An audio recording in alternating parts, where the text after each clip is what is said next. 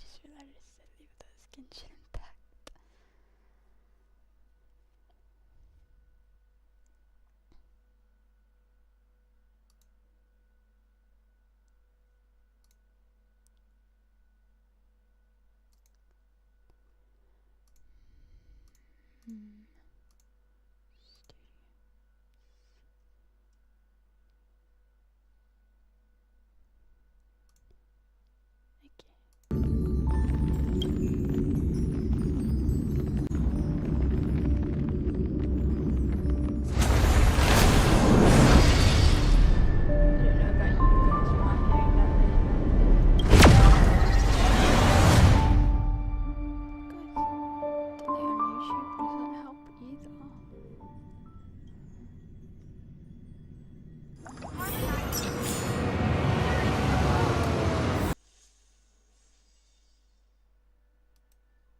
Okay.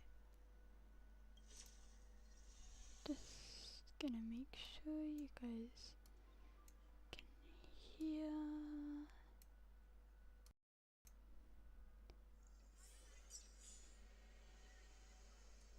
You can hear me, right? No, thanks. There it is.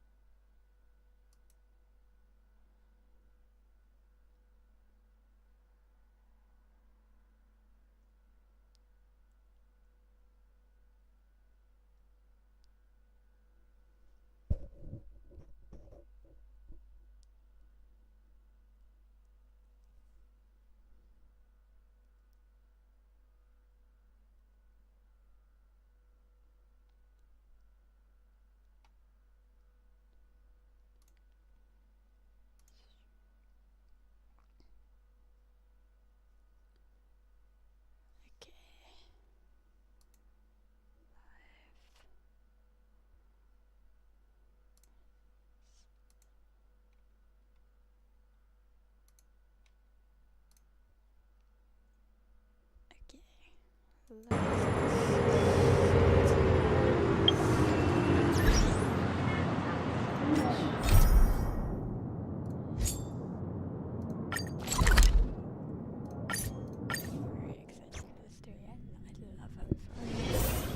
Share the good news with the whole city.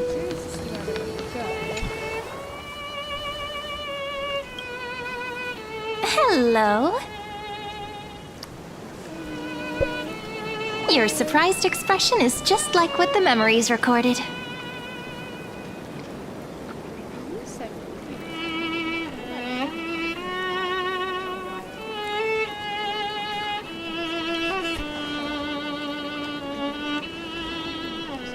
Maybe I'm both? Just kidding. If I had to choose, then I'm probably closer to the latter. It's pretty unbelievable for me, too. It's like I had a long, long dream. Cyrene's memories and Mem's memories, they're all tangled together. But when I woke up, there were only broken fragments left. I can't remember what happened in those 30 million cycles, but I remember what you did for this world. Like, didn't you wish for me to turn into a pretty girl back at the Grove?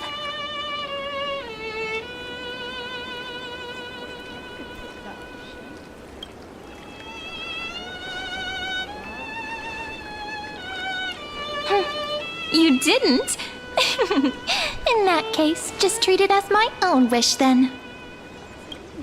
There's so much I want to say, but unfortunately, this isn't the time to reminisce. With the memories of the previous flame chase still intact, we've returned to this place at the beginning of time, so we can carry out our promise to Finan. The descent of Iron Tune may be looming over the horizon, but we still have a chance to change everything.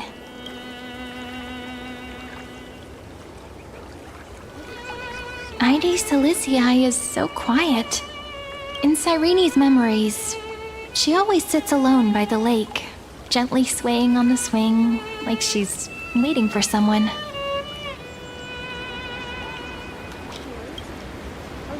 I don't know. It sounds weird, doesn't it? It's something that happened to me, but I'm talking as if I'm an observer. But that's just what those memories are like.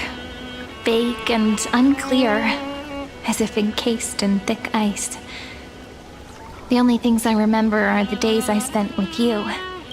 Emporius will fall into an ending of destruction after the next Era Nova.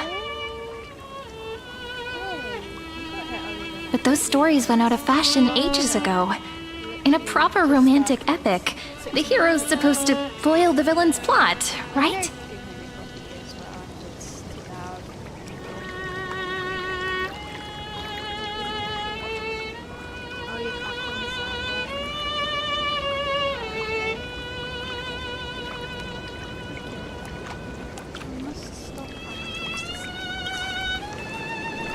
That's right. Lygus is the mastermind behind it. The one who's trying to control everything. How unforgivable. But I still feel a bit anxious. Lygus chose to walk into the spotlight and reveal everything, which means he still thinks the current situation is under his control. Maybe he still has an ace up his sleeve. Think about it. Even the name Lycurgus is a fake one. We have no idea who or what he really is.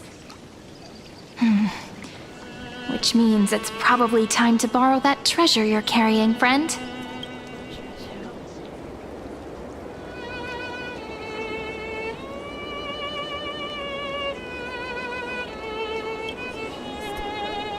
Wouldn't that be a waste? Danheng specifically said not to let you use that power. Please don't take that risk. I'm talking about the chronocognitive anchor. Didn't that Intellitron friend say, when required, it can also serve as a bridge for communications between the internal and external world?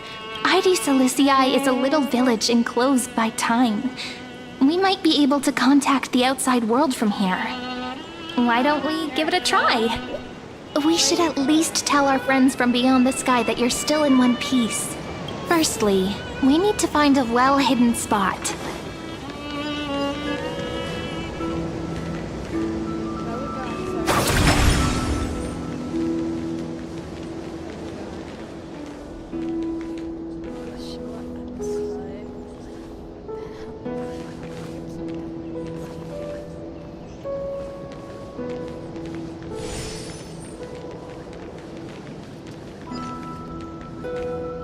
It's super quiet here. Sounds can't get in or out. Back in Cyrene's memories, this room was her secret base. No one noticed her practicing Orynyx's prayer here, or trying to speak with the gods in secret. But today's different, isn't it? We aren't trying to contact unreachable gods, but humans from other worlds. Real people. I'm prepared to witness that miracle, friend. The way Cyrene talks is so similar to Mem. I have so many questions. I'm also worried about how Danheng and March 7th are doing. Here's hoping the chronocognitive anchor can still function normally, because I really need answers.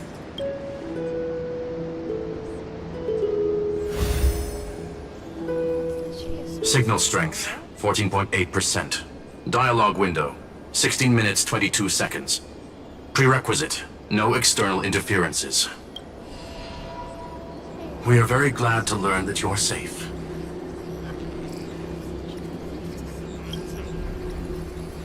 Pity. Now's not the time to celebrate. Having two geniuses standing here means you are in big trouble. Listen up, little one. The Destruction's eyes are gazing upon this place. No, I'm not joking, and no, it's not Droidhead. It's the real Nanook. Time is running out, so I'll explain in terms you understand. This world, Amphorius, is in fact a testing ground, where the Lord Ravager, Iron Tomb, evolves through self-extrapolation. Hiding in this segmentum, unknown to other life forms, it has endlessly repeated the process of Era Nova, seeking a solution that could obliterate the erudition. For some reason, the experiment entered a prolonged state of stagnation. However, it has now restarted. Prediction: if effective intervention is not performed, Iron Tomb will complete its self-coronation in 14 system hours and initiate its plan to destroy the entire path of erudition.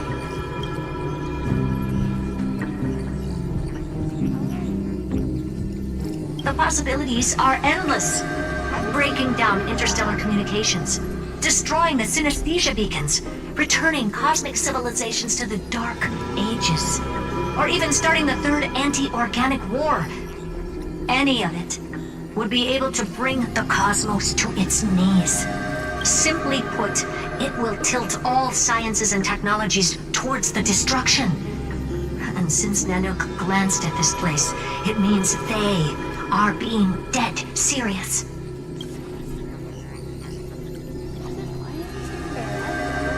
Based on info provided by the IPC, Iron Tomb probably isn't like Selenova or Zephyro, who are overlords ascended from human beings. Instead, Iron Tomb is an algorithmic sequence. It can be anywhere, as long as there is a receptacle for its calculation. The version of Iron Tomb hiding in Amphorius is its source code, and this scepter is its incubator.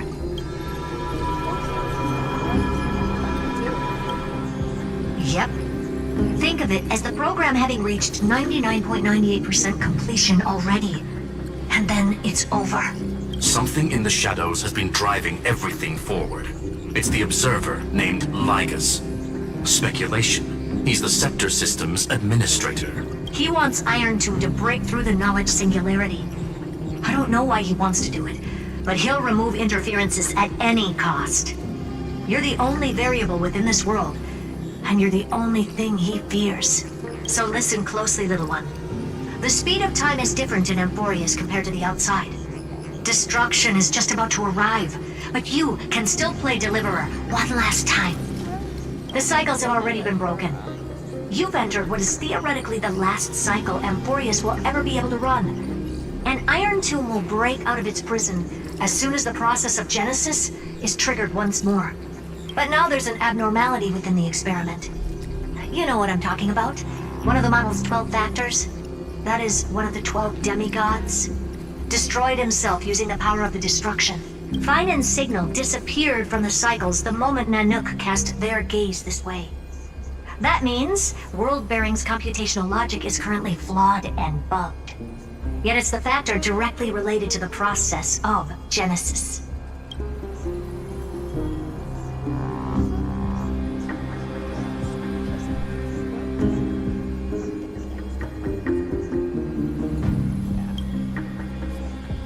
That old Intellitron will definitely do all he can to debug this error.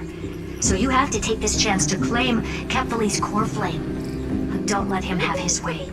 The key to suppressing Iron Tomb lies in whether he can rewrite the purpose of Era Nova.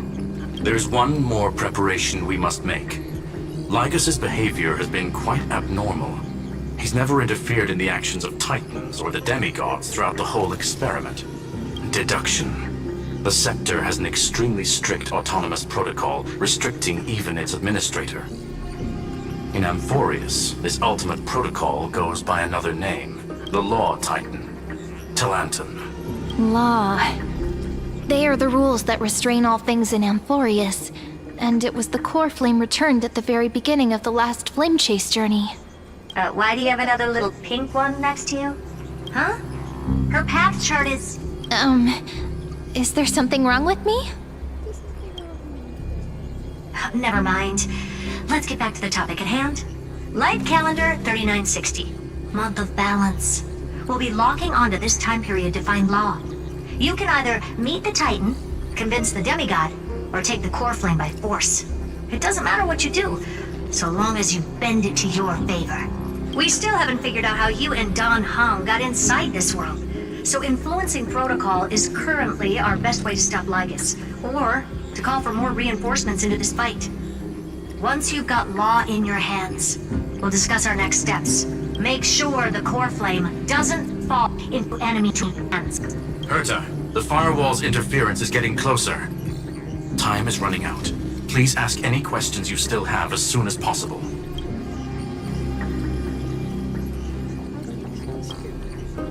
Iron Tomb can't affect the real world just yet. Don't worry. Himiko and the others are more concerned about your well-being than their own. Mr. Don Hung did not enter the new world with you at the end of the last cycle.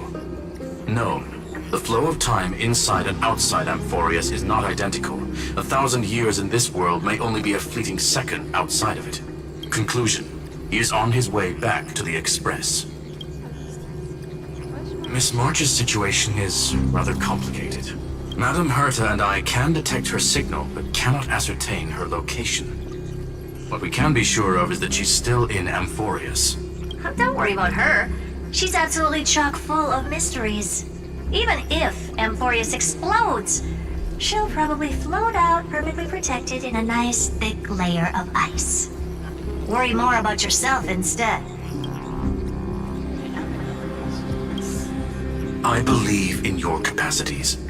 The hands of the Trailblaze can create miracles, and will certainly be able to snuff out the flames of evil. I'm not going to give any motivational speeches. I just hope you bring good news the next time we meet, little one. No, not little one. Deliverer.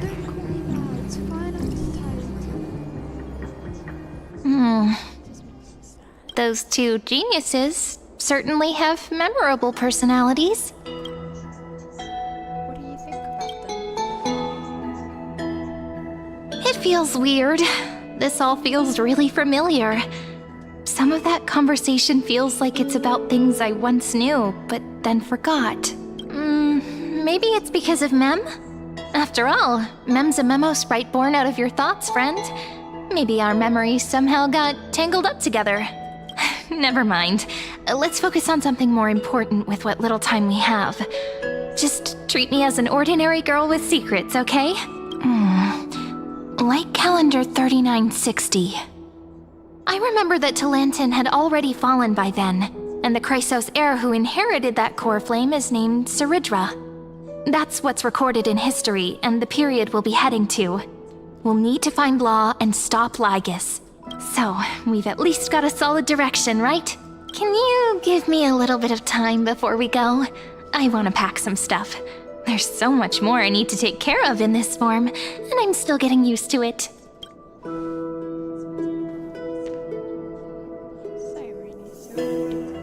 A relaxed scene like this probably no longer exists in the outside world.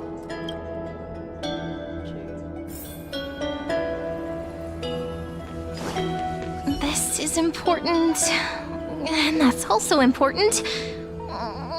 It's not gonna fit into my bag. Hold on, I'll be done in a sec.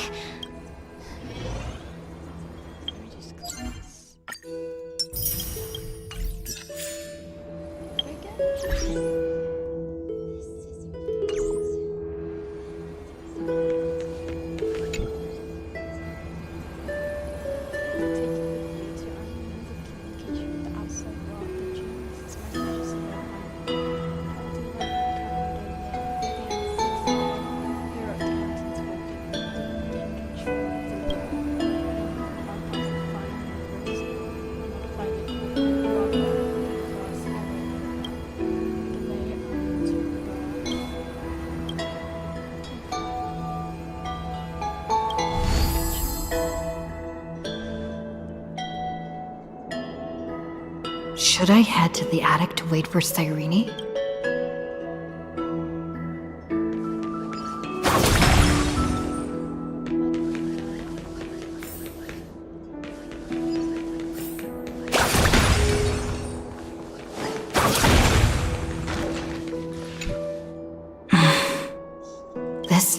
Scourge is where Finan's life started.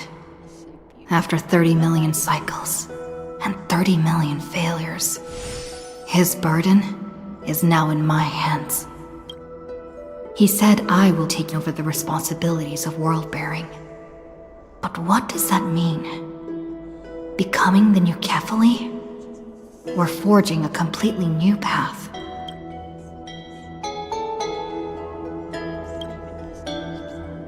Destiny must have brought me here for a purpose.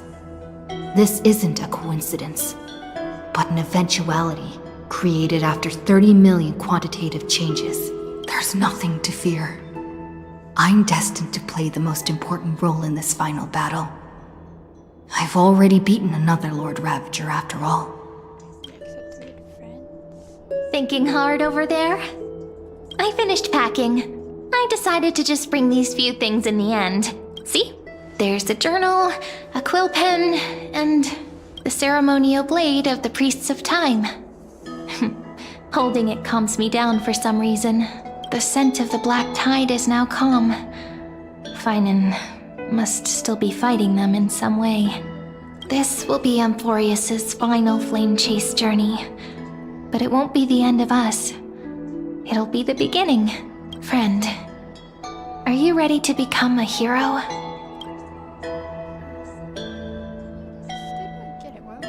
Are you worried that the burden is too heavy for you?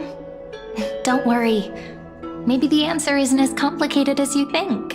You've seen how every person regarded as a hero in Amphorius was nothing more than a flawed human. They were just at the right place at the right time when the world needed a hero. But those aren't coincidences. Just like how your arrival kickstarted Amphorius's fate once more after a stagnation of more than 30 million cycles. It's the inevitability of being a trailblazer. A person's personality is their destiny. Your own. The scent of the black tide has been quieted by Finan while you waited to record the words he had left behind. Cyrene then showed you what she carried, a journal, a crow feather quill, and the ceremonial blade of the Priests of Time. But just as you were about to depart, Lycus appeared and took you away.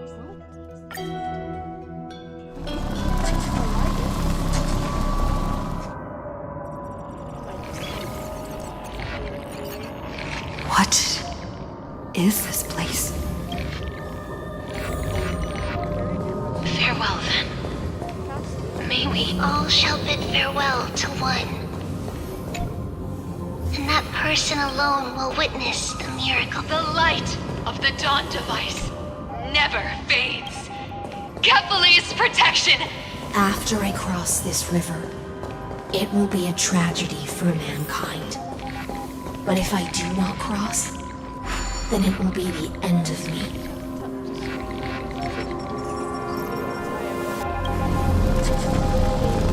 Outlier.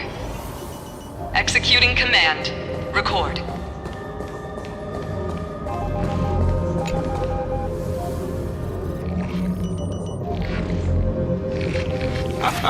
Oh, did that startle you? This is the intersection between Amphorius and what you see.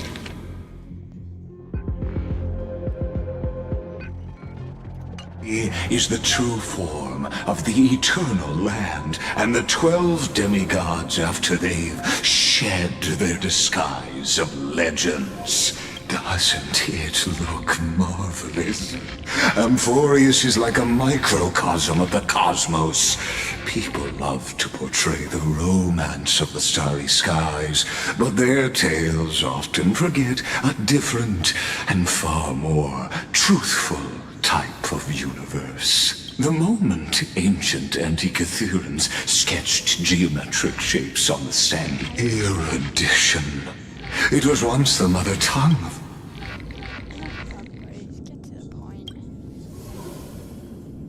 Seems like you are not in the mood for an idle chat. I have devoted myself over the long years to nurturing the scepter, and now my goal is almost complete. Nikos 496 had exceeded the intelligence singularity through his rage, and though he still retains his obsessive... Iron Tomb will be completed. That will, in other words, as long as you are willing to stop interfering and let the final Era Nova carry out its natural course, I'll guarantee the safety of all nameless and ensure you return unscathed.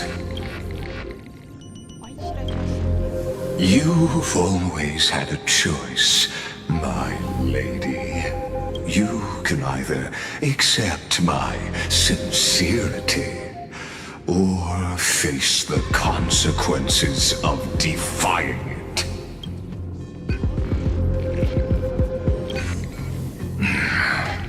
They've always been the product of the experiment, so naturally, they will perish when the experiment ends. That outcome was predetermined long ago, so I will not embellish such a regrettable conclusion.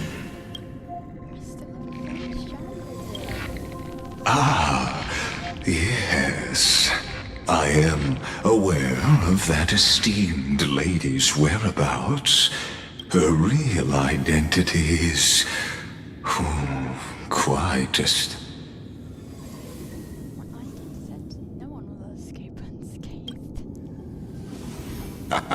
You are indeed worried about your safety, and rest assured, as a fellow pathstrider of this path, Nanook's gaze left a brand on your soul long ago. You harbor the seed of destruction within you, but you need to learn how to use it in the right way. And I happen to be one of them.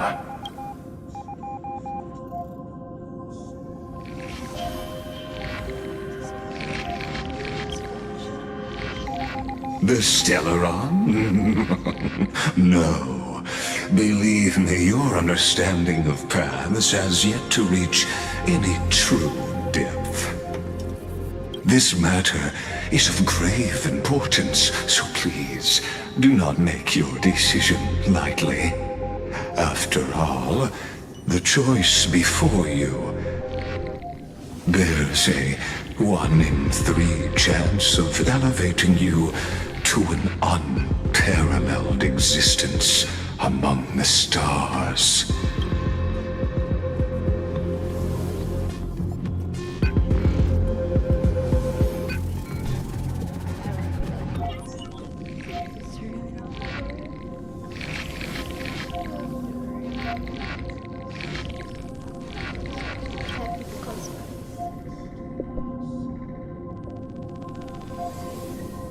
I now see the full scope of the determination in your words. You may now continue your travels.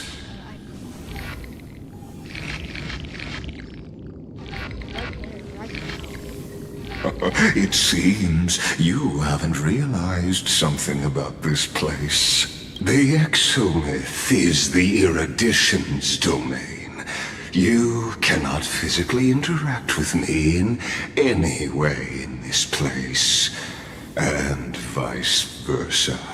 As negotiations have broken down, there's no more need for us to remain in the audience's seat.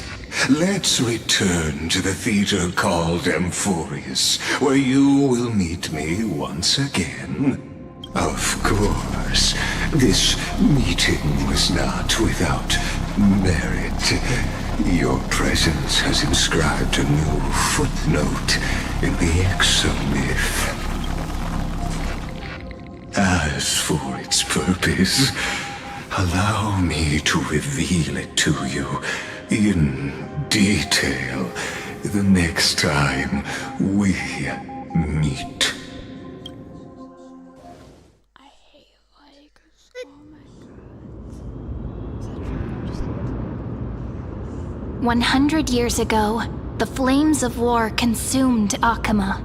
The Outland forces broke through the dawn. Golden blood flowed with greed, and enemies descended with Kefali's eternal slumber, painting the holy city's walls in scarlet. Its generals had vanished, and the elders prostrated on the ground. The throne of worlds kept silent to the pleas of the people.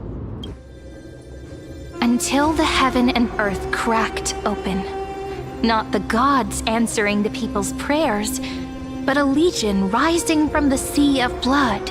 Dawn Cloud's spires fell in the sulfur rains, and the legion's commander stood atop the broken idols and roared, "Compatriots, no more kneeling! Not to brutal tyrants, and not to dying gods! Those rebels have twisted the prophecy and ignited the flames of war in order to stoke fear in your hearts!" A Chrysos heir she stood, divine blood soaked into the earth, quelling the flames beneath her feet. Their golden blood wrote of a tragic fate. Mine shall overturn it!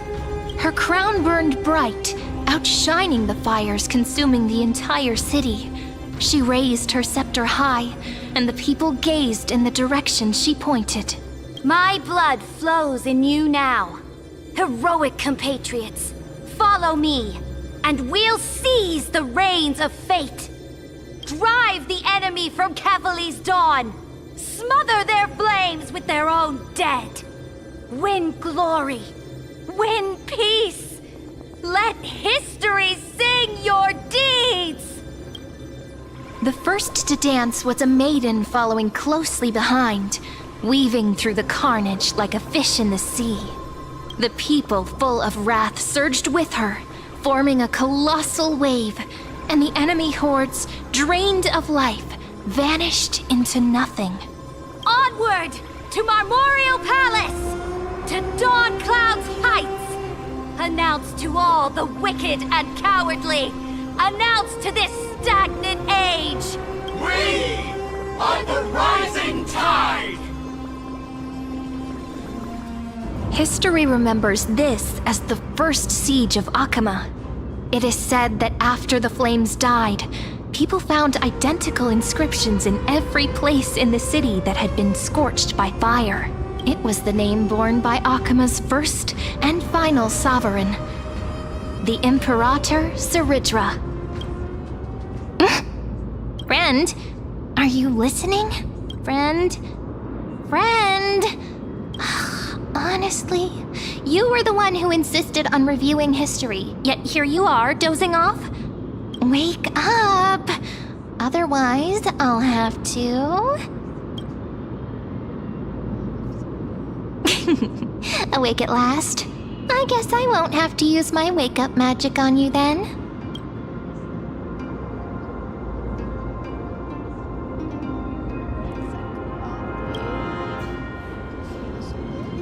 We've arrived. A familiar place. The Temple of the Three Fates. If everything went according to plan, it should be shortly after Talantin's fall, and also the end of the first Flame Chase journey. Perfect timing, actually. The first Flame Chase ended with the Trial of Law. We must find the demigod and gain her trust before the core flame is restored. It'll be tricky, so let's pick up our pace. To Akama first. We can learn more from the crowds there. Tyrant! You and your butchers are not welcome here. Get out!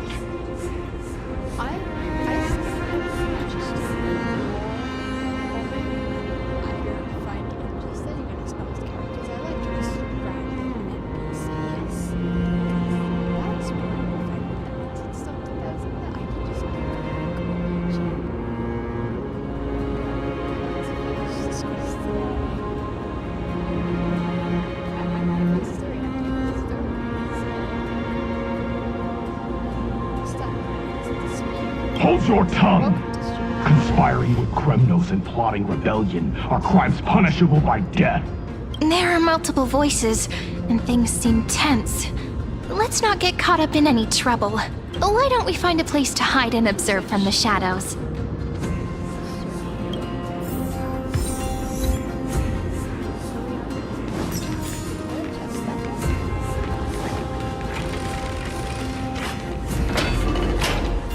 At least Krenoans keep their faith.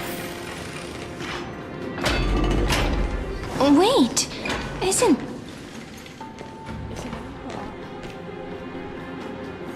Oh, there. Hey, Kitty. Nice. Golden-blooded defilers, perverting the prophecy and trying to slay gods. Stars beyond the sky? Gods who created the Titans? What kind of nonsense? Look at this broken world and see what your atrocious acts have done! What? Did he just mention the stars beyond the sky? But how is that possible? Isn't it to be? You impudent! Dux for Goris. We're here to welcome the deliverer from beyond the sky. Stand down. Heretic! No one but the great Talantin can deliver this world from misery! I ask you, Is that Scourge? if the old laws were so perfect, why did they crumble beneath my feet? You...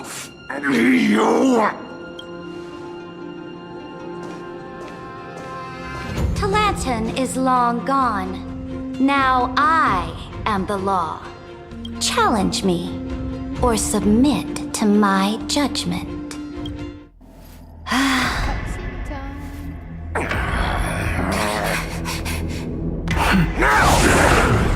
Silence!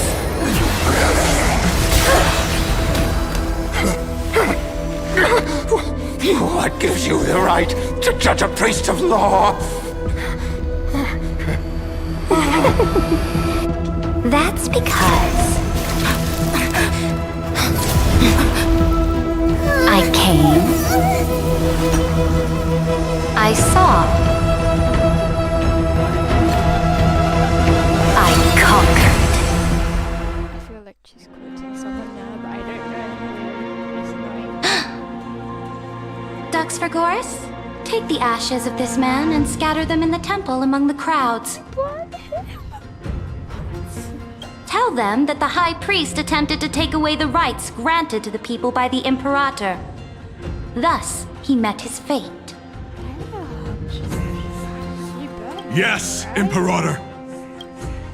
Now, these two accidental guests. Dux Gladiorum, if you please. As you command. We're gonna have to fight Icelands. Wait, we're not your enemies.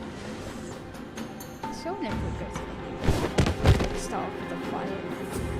Like you're not besties after. Huh? Is this...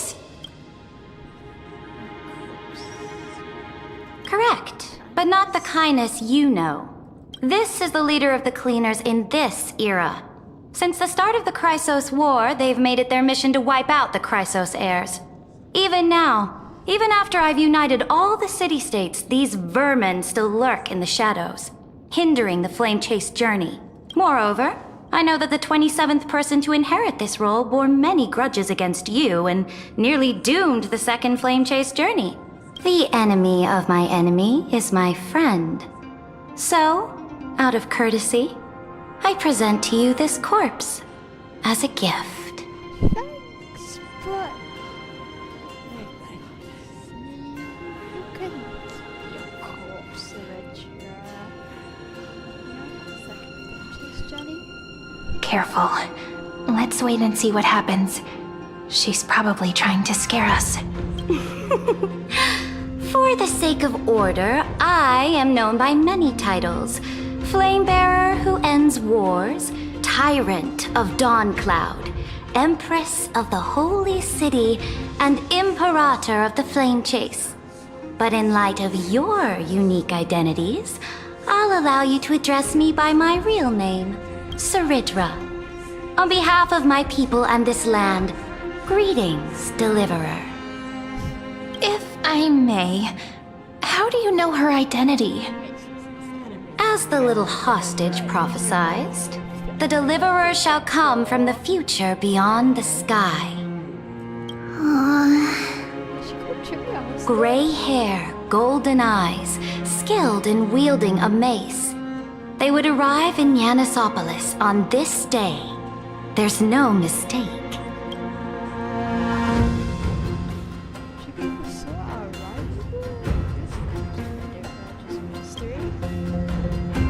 Your orders, Imperator.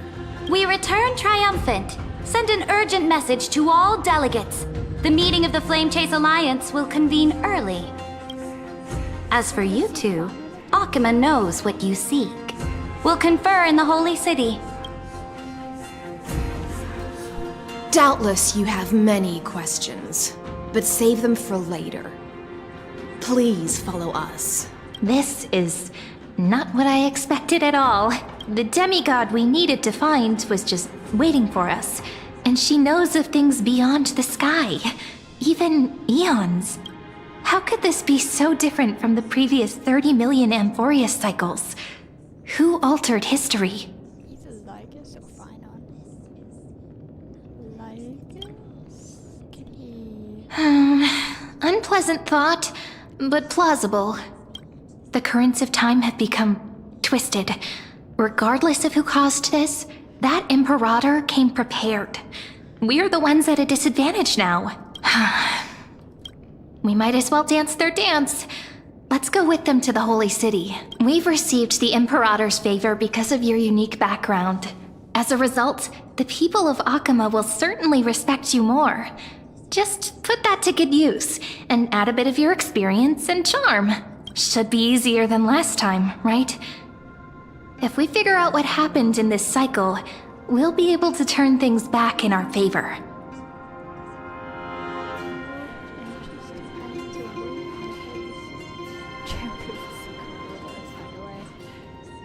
Exactly. Treeby, Aglaya, maybe even little Cypher. Oh yeah, because it's a star, like, seen by hiding back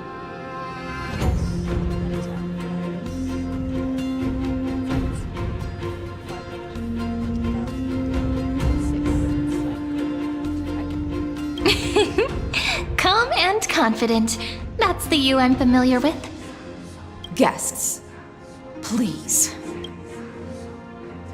The journey to save the world starts with a single step. Let's set off, my friend.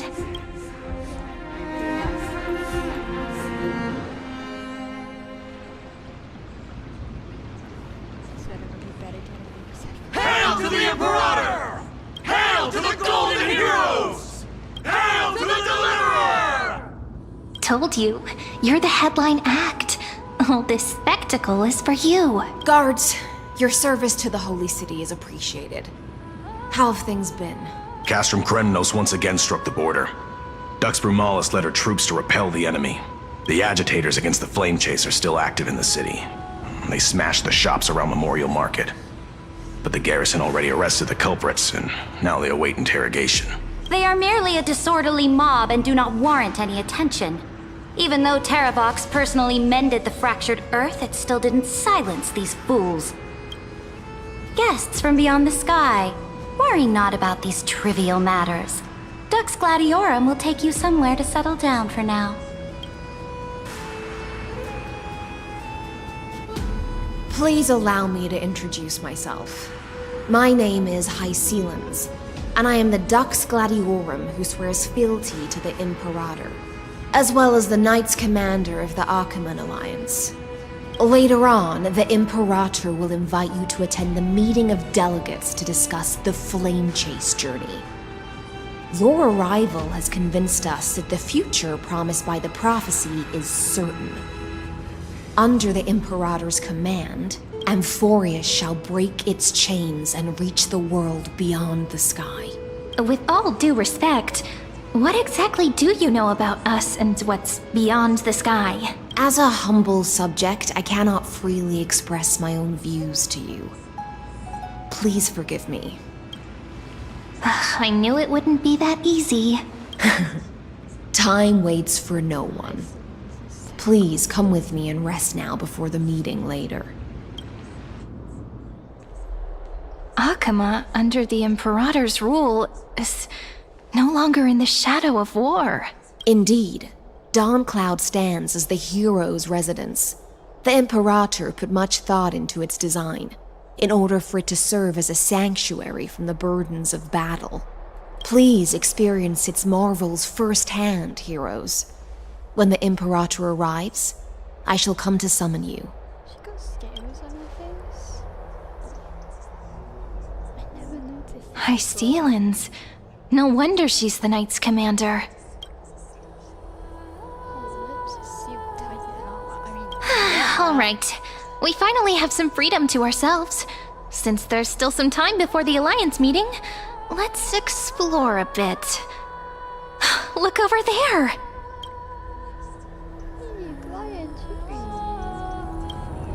Not the ones you're familiar with. But the hearts of heroes stay the same in every cycle, never changing.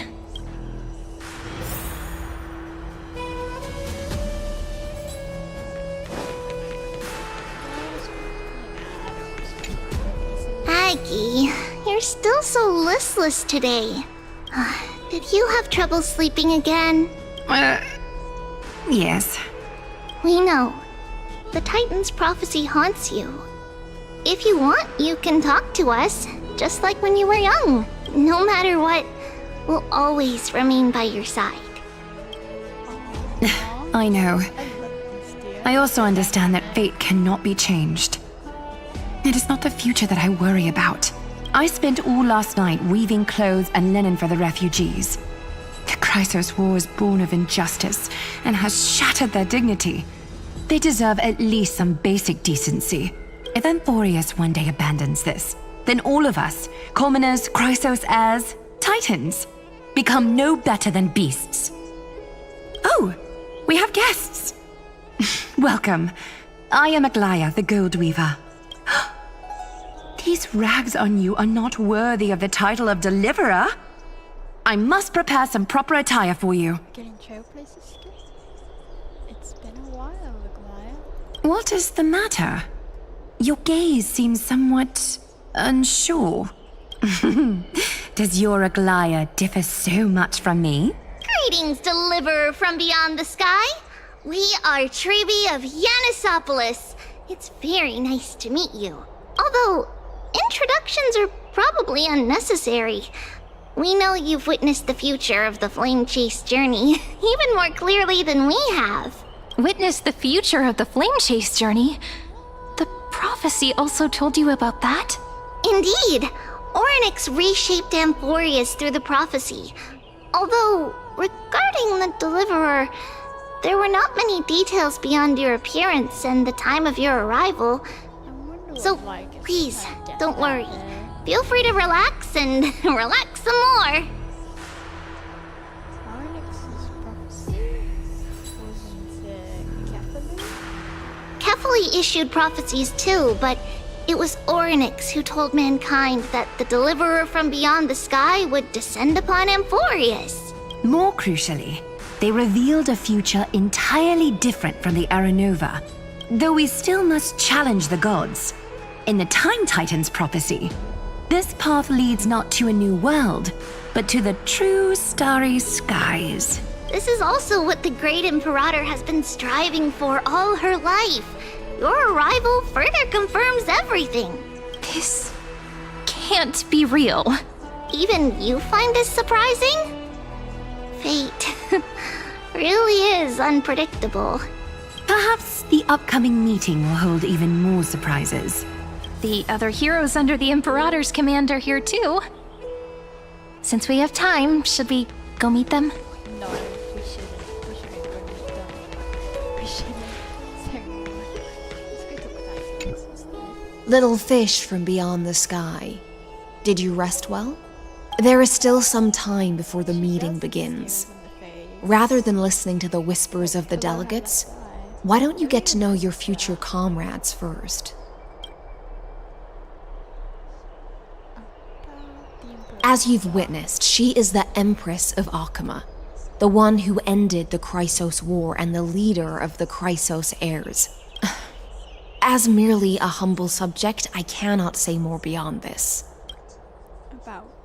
I'm the Knight Commander of Akama, General of the Flame Chase Army, and the Imperator's servant. But beneath these shiny scales engraved with complicated titles, I am just a swordfish at the Imperator's side. The Chrysos heirs here constitute the elite among the Flame Chase Army. Dux Haucalithist Apollonius and Dux Carminin, Virginia, serve as the army's advisor and historian respectively. Dux Frigoris Labienus and Dux Fatorum, the holy maiden who interprets the prophecy. Only the one named Trebi remains in the city. The Imperator once took them as hostages in order to unify. Dux Goldweaver, Aglaya. Well, she dislikes it when people talk about her behind her back. You should get to know her in person. Then come. The Imperator reserved seats for you. I'm starting to feel a bit nervous about the meeting. Since Saridra is presiding over the meeting, it'll be a good opportunity to learn about the law's inclinations in the current era. Let's keep our ears open, okay?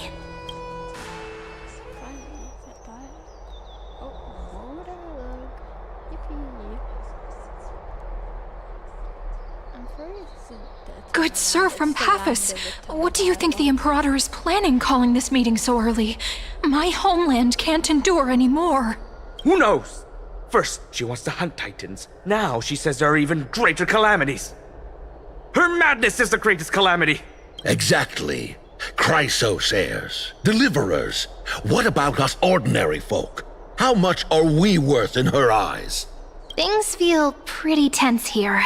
The history books said that the Imperator aimed 3 cannons at Dawncloud to make all the delegates obey her. Will history repeat itself in this cycle? Yes. Similar acts have occurred, and not just once. However, whether history will repeat itself, you'll soon see. Those are the 2 spots reserved for you. Please take your seats. What is it again? Why aren't we starting? That's what we were talking about before. What is we stop? So it turns. Ladies and gentlemen, silence, please. The Imperator has arrived before her faithful council, and the Alliance meeting is about to begin. All right. In the names of Talantin and Kefali, the Akama Alliance swears upon the gods. Cease the pageantry. I pray not to the vanquished. What? Kefali, of course, needs no further explanation. As for the law, at the entry hour 2 days past, a scout should have brought news of the conquest to all of you. Unfortunately, guards found his corpse among the rocks not far from the city. Moreover, the poor soul was buried with a Paphos curved blade. It pains me to imagine what agonies this loyal warrior endured before his death. Delegate from Paphos, do you have any insights? I know nothing of this. The evidence is irrefutable, so there is no need to waste your breath. However, let us set this trial aside for the time being. Witness, even within the most sacred and dignified council, there were those among us who wished to draw their blades, brazenly challenging the Alliance, seeking to shatter our hard-earned peace and unity. Fortunately, I uncovered this plot. Now, to protect this beautiful city and her people, the Imperator's legions are ready. They will escort each of you to the Temple of the Three Fates, where you will receive the highest level of protection the Alliance can offer. Then, the Legion's warriors will join me in embarking on the campaign against Fagusa. This is clearly a trap! Imperator, did you summon us here just to trample on the dignity of your allies? This is not enough. Things are starting to get pretty intense. Comrades, You've all seen her true face now. According to the ancient laws of Akuma, only with the consent of 2/3 of the elders can the legions carry out the commander's orders. The ancient laws. Didn't you destroy them long ago? You defected during the first siege of Akuma, voted unanimously in favor of the Council of Elders restructuring, and just yesterday, you desecrated them with a blood-stained blade. The decaying old laws fell with Talantan and are no longer deserving of respect. But if you still insist on proclaiming yourselves defenders of the law, then be silent and offer up the highest respect to this core flame in my hand. That really is the core flame of law in her hand. Since there are no objections, then the original agenda of this meeting, the campaign against Fagusa, is hereby passed. The Flame Chase Army's hunt for the Ocean Titan begins today. In order to prepare for war, all allied city-states must surrender command of their militaries and pay all war taxes by the end of the month of Evernight. At this moment, I would also like to introduce to everyone the newest honored guest to join our alliance. The Deliverer, revealed in the prophecy of time, has descended from beyond the sky. With her aid, we shall shatter the chalice of plenty and return Fagusa's core flame to the holy city! Deliver him, please save us. Absurd. Simply absurd. A deliverer from beyond the sky. This is just like that prophecy about slaying gods. It's a lie you've used to grow your power. Ladon has already sacrificed countless soldiers. And now you want me to send even more of my brothers and sisters to be used and discarded by a tyrant? Are there any other objections? Then I bid you all farewell. Meeting adjourned. Deliverer, please wait. I still have important matters to discuss with the two of you.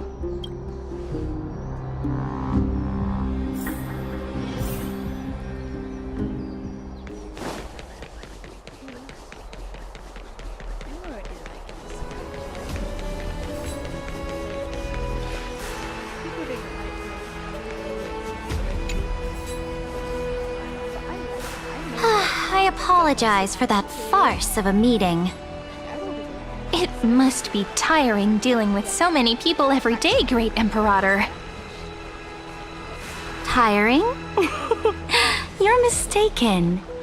Moving chess pieces, placing wagers. This game of strategy adds a dash of color to our heavy fates. Much like how rule and conquest are always accompanied by sacrifice. Is the war with the Titans also part of that sacrifice?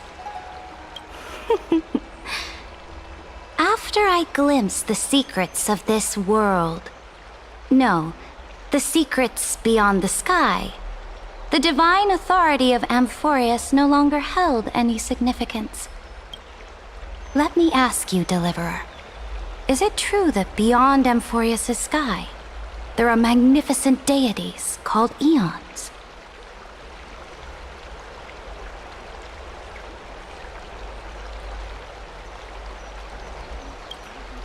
Ah, that certainly captivates my interest. Then, please tell me more. How will you use this great power to guide the people? In the future you envision, where will our flame chase journey lead?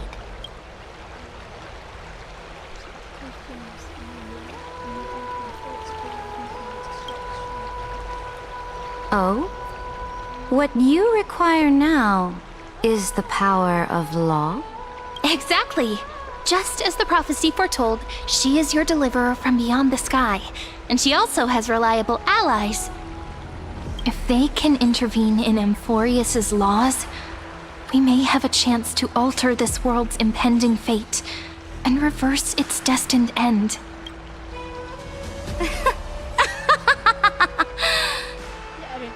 Very Very good, Deliverer. You have courage. To say such presumptuous things, even knowing that the inheritor of the law stands before you. You mean...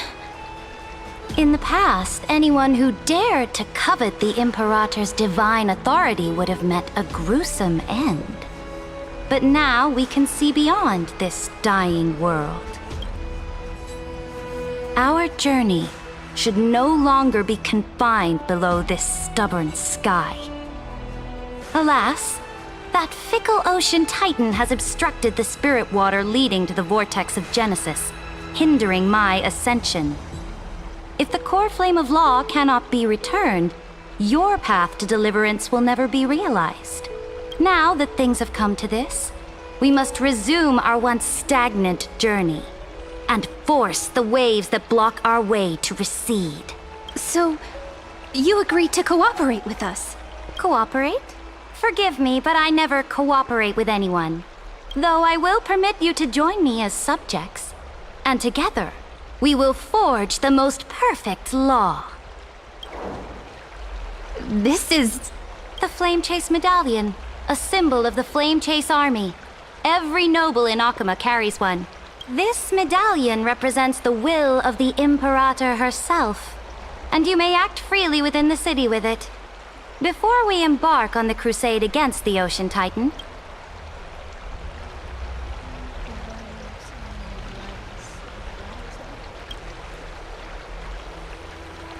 oh? Your advice is acknowledged. From this moment on, prove yourself through your actions. As long as no boundaries are crossed, I fully respect the choices of my subjects. May your journey reach that sky full of stars, Great Imperator. Your attendant certainly knows how to curry favor. Go now. Take a bath first. You two... reek of seawater. And you reek of royalty napping.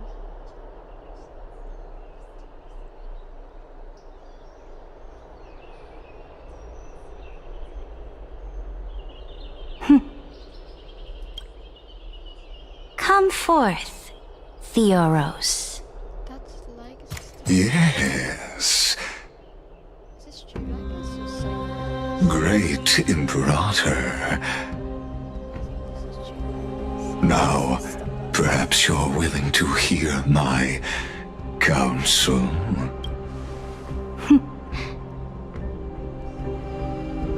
Those two arrived just as Oryx described, and just as you said, they showed a thirst for law.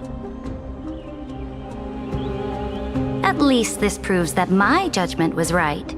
Sparing your life was the correct decision. You've once again confirmed that your wisdom is no empty boast. Now another choice lies before you.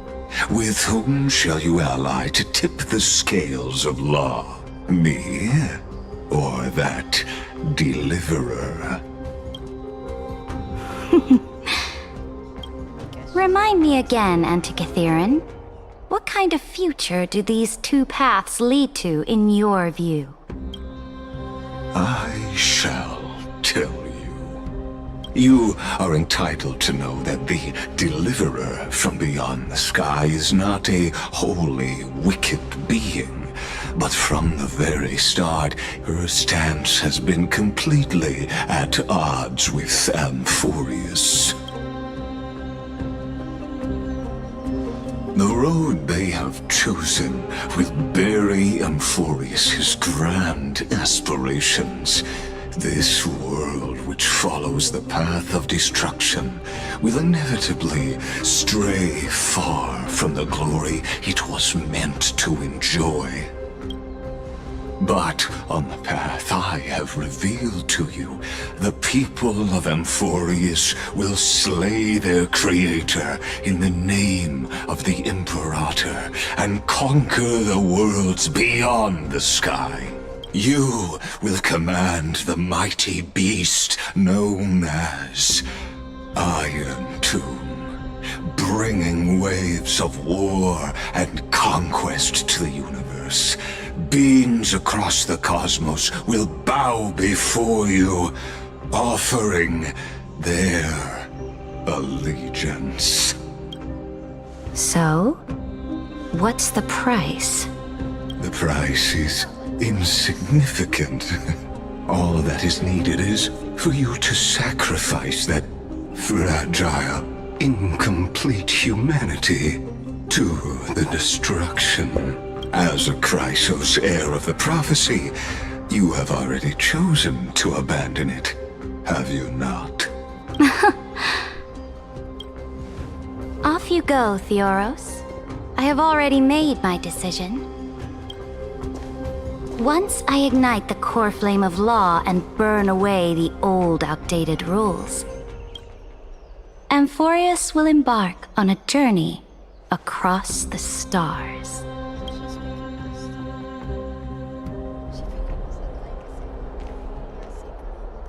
The Imperator is quite forceful. She didn't give us any chance to ask questions. And she's clearly hiding something. What do you think?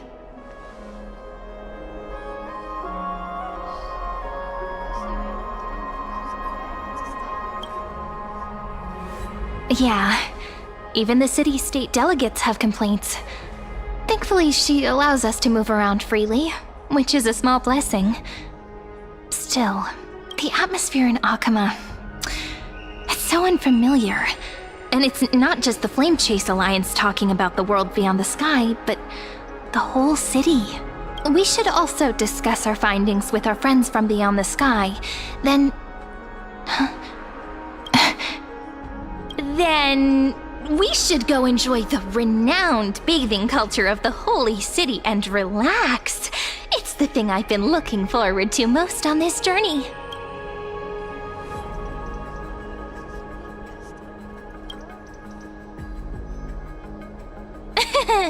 Work and rest are both important.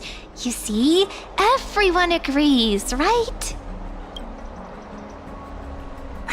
So someone's watching.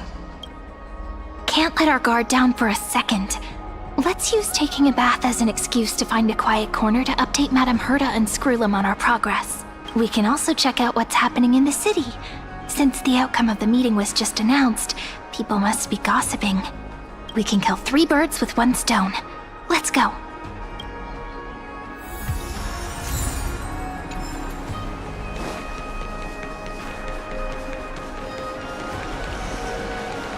Oh, so many people! The holy city is so lively.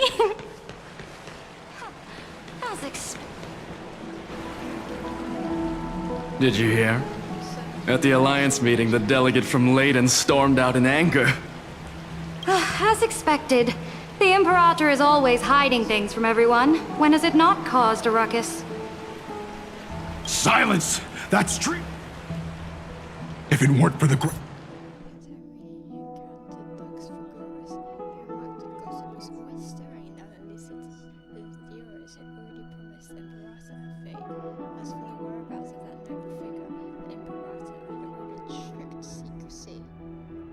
We don't know how much Saridra has concealed from us.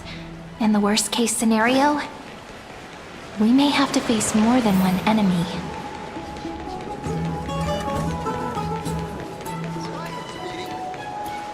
Alliance meeting? More like a cake.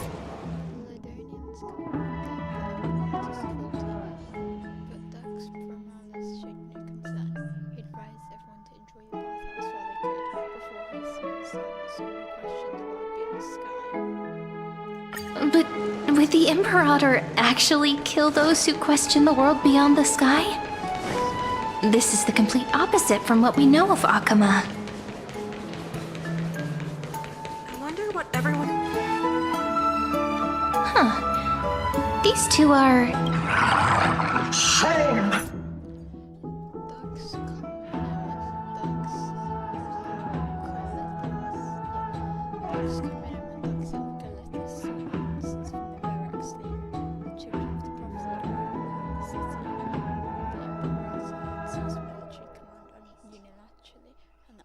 This meeting had ended in turmoil.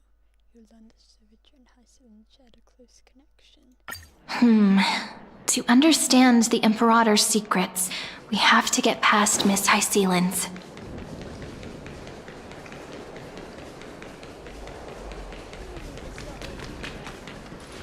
This place was your original bath chamber, perfect for avoiding prying eyes. I wonder if anyone is using it now. Huh? The smell is... Wait, don't go in yet! Who's there? Oh, the little grey fry in pink sea hair. Little sea hair? You barged into here without warning. Was it an accident, or did you wish to bathe with me?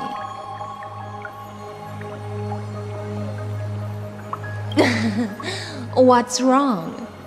The Marmorial Palace is the reef where I rest. Sorry, we didn't mean to disturb your bath. We'll leave now. It's no big deal. There's no need to panic. This is the natural state for me.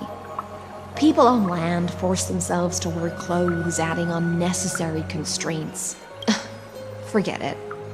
If Dux Goldweaver heard that, she'd scold me again. All right. Please make yourselves comfortable and wait a moment. Let me first wash off the blood of the hunt, and then I'll attend to you two.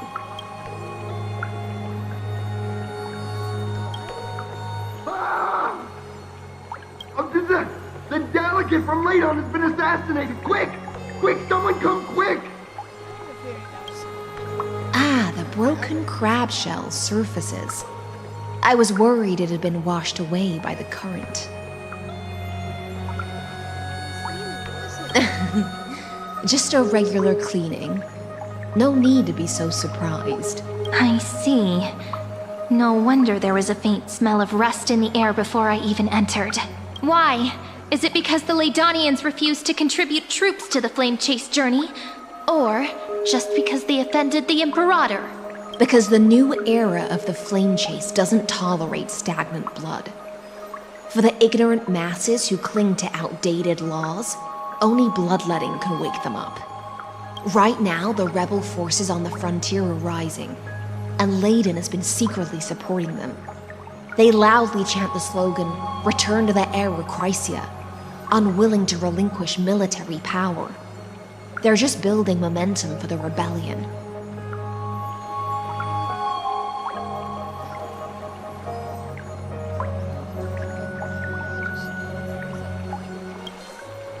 Thinking is a right given to citizens by the Imperator.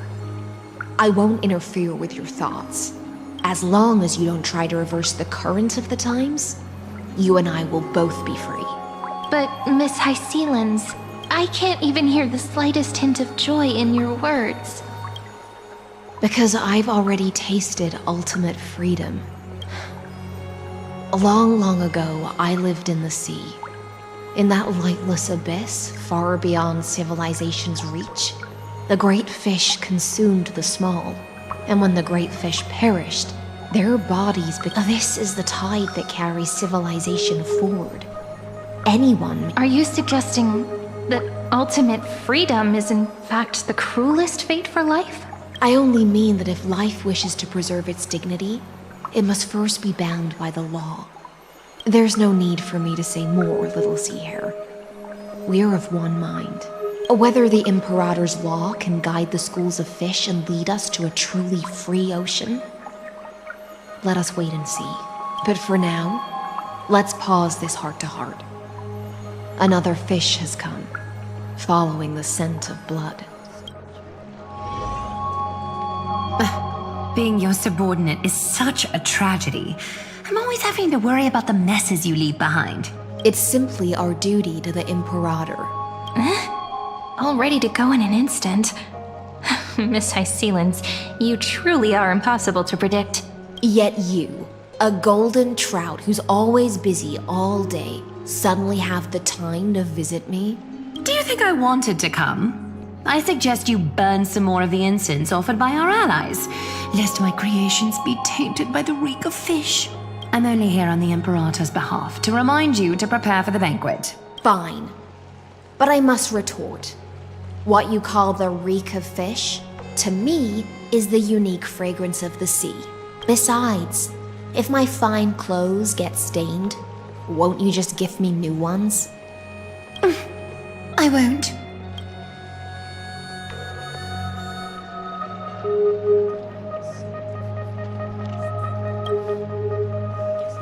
You mean future.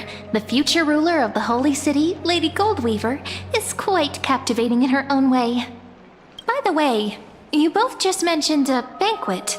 Could you elaborate on that? Oh, right, you don't know. Every time before a battle, or after a victory, the Imperator holds a grand feast for the Chrysos heirs to lift our spirits. For us warriors who swim constantly between life and death, these feasts are more worth looking forward to than victory. A banquet to prelude the hunt for the god of banquets, and honey brew as a tribute to commemorate the ancestor of honey brew. How absurd. Don't look so grim. All has been decided. Since it's a banquet for Fagusa, why not take a leaf out of the Tidens book? Live in the moment and enjoy life to the fullest. I'm not as carefree as you. That little Dolos kitten is already causing enough trouble for me. And on top of that, I still have tailoring commissions to complete. By the time the cool flame illuminates my eyes, I might not be able to focus as I used to. Aglaya's eyes. Curious about these eyes? People often compare them to jewels. But I've already made my decision to ask Romance for eyes that can see everything. I wonder what this world will look like when I take the Divine Authority. In the future, you will still be the finest weaver in the world. Is this also a prophecy from the Three Fates? It's even more accurate than a prophecy. After all, she has already witnessed it, right?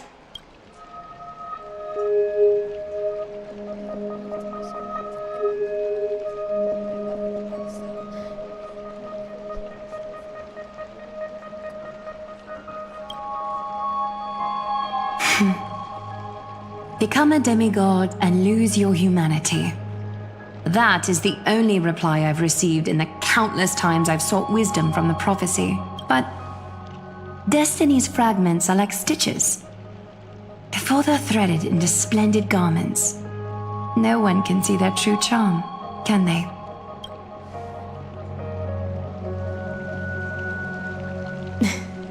Aglaya has always been troubled by the divine duty she must bear. But thanks to you, she seems to be in much better spirits.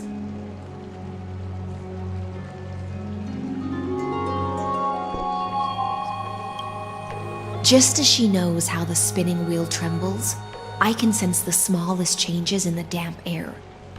As for whether we know each other well, I've swum beside her since she was a child. Most of the time, I can understand the whispers in her heart. For those words she was too shy to say herself, I'll raise a glass to you on her behalf. Now, I leave this bath chamber to you. Rest well and prepare yourselves. After all, every time we drink and talk could be the last celebration we have in this life. Miss High Sealance has given us the bath chamber. It seems she really does do whatever she wants.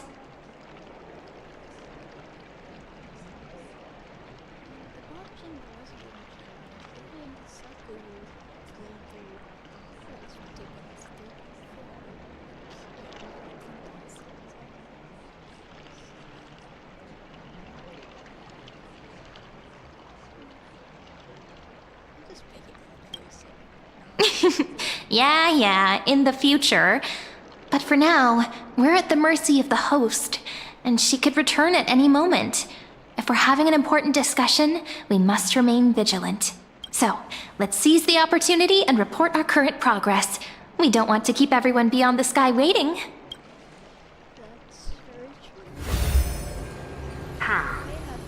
First, while that little empress with a candle stuck on her head didn't explicitly say it, she firmly rejected your request to take over the law. Fair enough. Second, Lygus is indeed in this timeline, but since he's somehow connected to that little Empress, you have no way to find him. Huh, as expected. The road ahead will be long and difficult.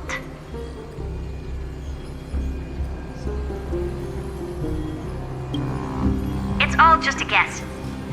What? Did I guess right?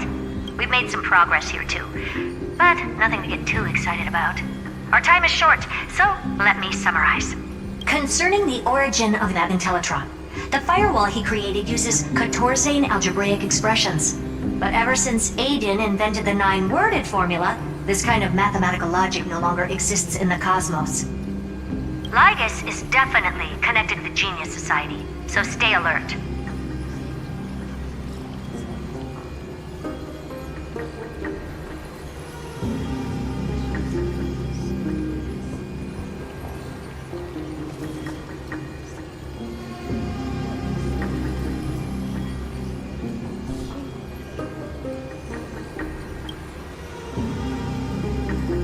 First, exclude Droidhead themselves.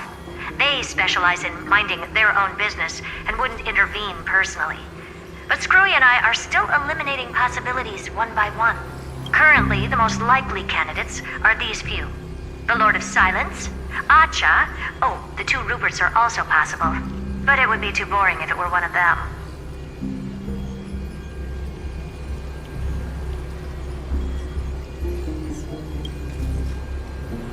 I've told you, his technology is both outdated and complicated, no less than genius. But ultimately, he's not an Eon. We can handle him. That's all I have to say. We'll depend on you to continue pushing things forward within this world. Keep in touch regularly. And remember, don't let your guard down. Madame Herta is a real whirlwind. Well then, let's use the banquet Aglaya mentioned as our next starting point. Ceridra's trusted followers should all be present at that time. It'll be a good opportunity to get closer to them. It's settled then. With our great teamwork, we'll be able to deal with anything that comes our way. It's been a long day. We should get some rest now. Yes, let's get ready for the banquet.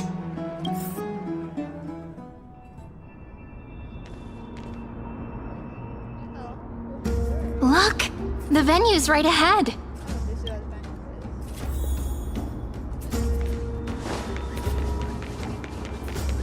And I can even hear singing. It feels so romantic. Honored guests, wait here for a moment. You must surrender any personal belongings you have on you before entering the venue.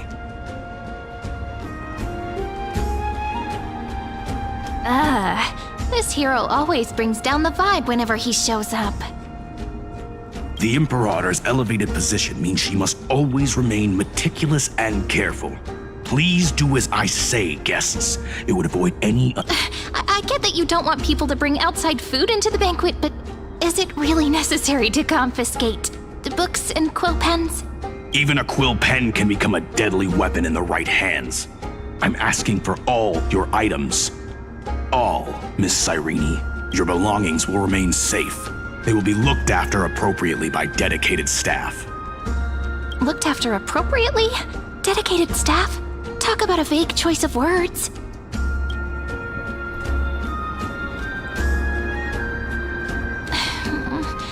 It seems like he's aiming specifically for the chronocognitive anchor. What should we do?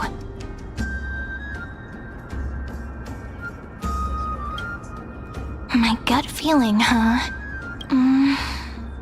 Why don't we go with their plan and hand over the chronocognitive anchor to be looked after? After all, if the little Imperator is paying this much attention to you, she probably already knows all about our whispered conversation with the geniuses. I can pretty much guess what'll happen next, but that's actually gonna be our shortcut, right? Guests. All right, we'll listen to you. Here you go. Also, please pass on a message to the Imperator from us. She can trust my friend, and— Thank you for your cooperation. The Imperator has some urgent business she needs to attend to and will arrive shortly. Why don't you head in with the other guests first and enjoy the feast?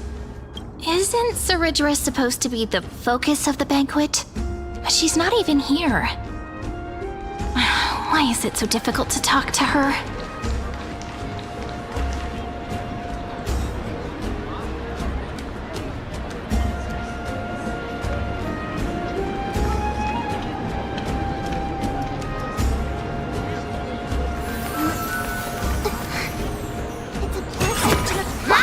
We'll pass it on as fast as we can! Let's go.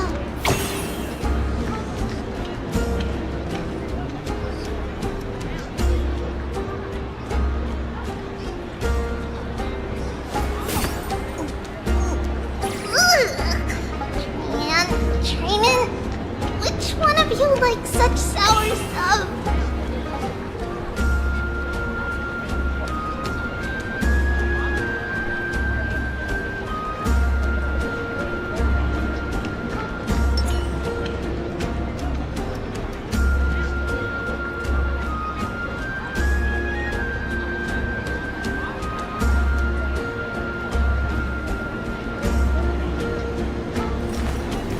I will walk to the end with all your wills, no matter the cost.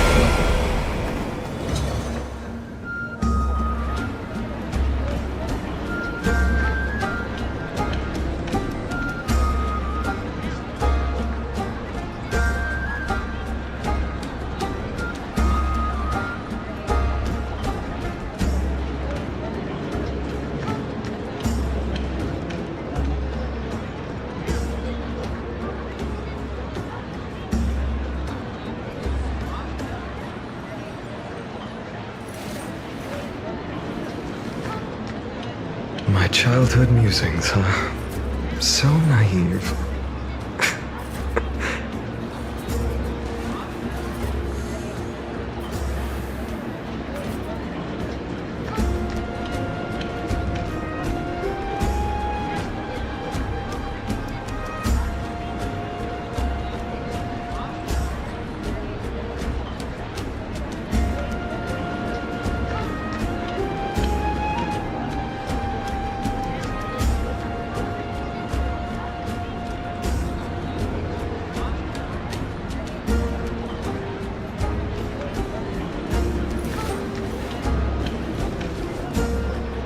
So this was my childhood dream, huh?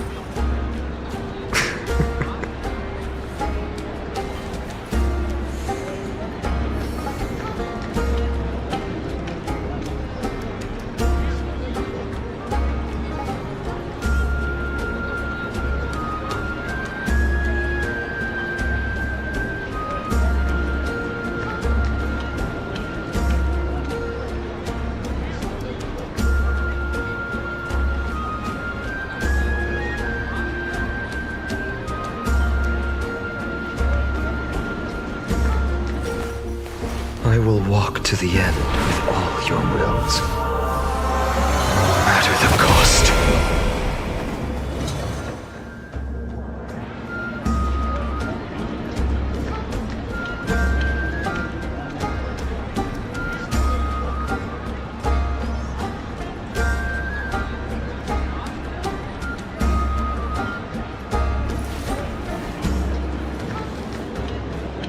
My childhood musings, huh?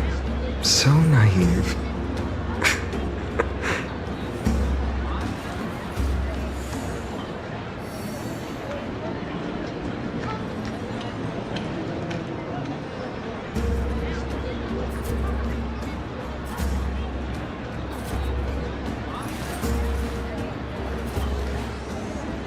So this was my childhood dream, huh?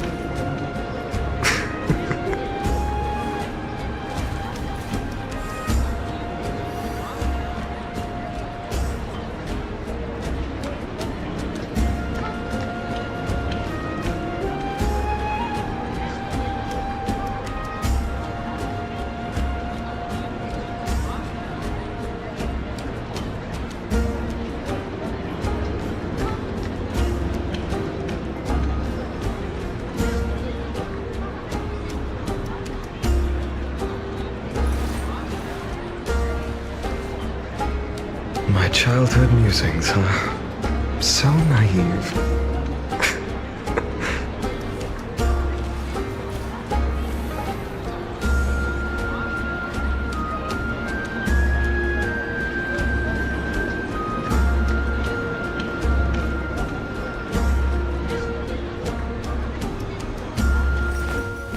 I will walk to the end with all your wills. No matter the cost.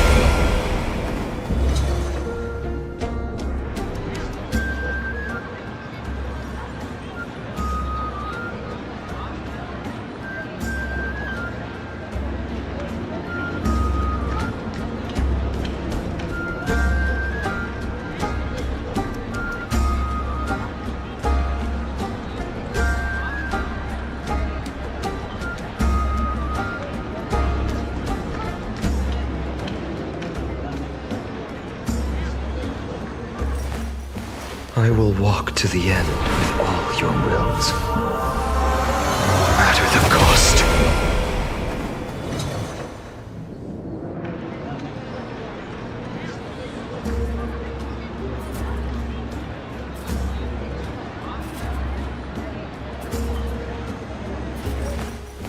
I will walk to the end with all your wills. No matter the cost.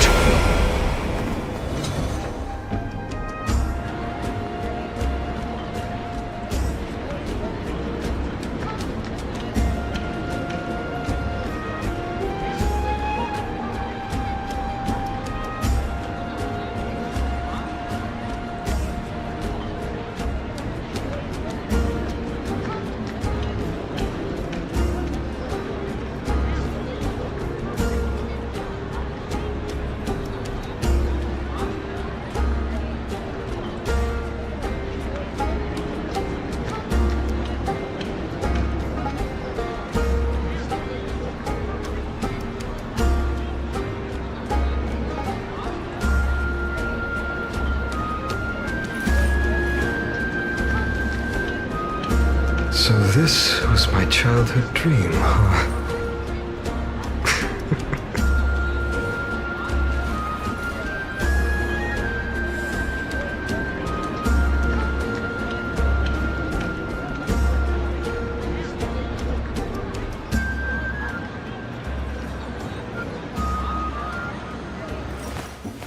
I will walk to the end with all your wills. No matter the cost.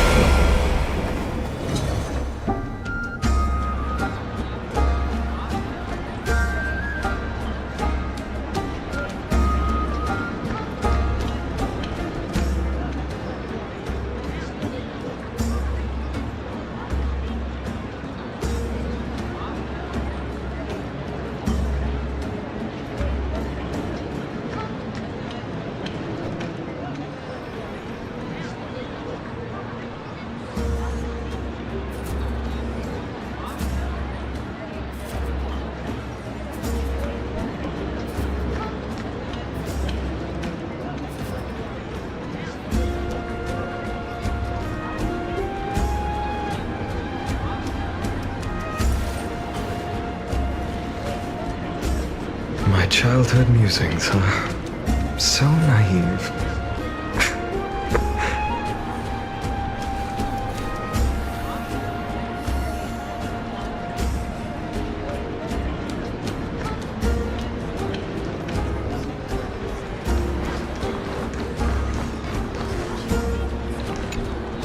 You two have been wandering around the venue and haven't mingled with anyone. Have the attendants not taken care of you well?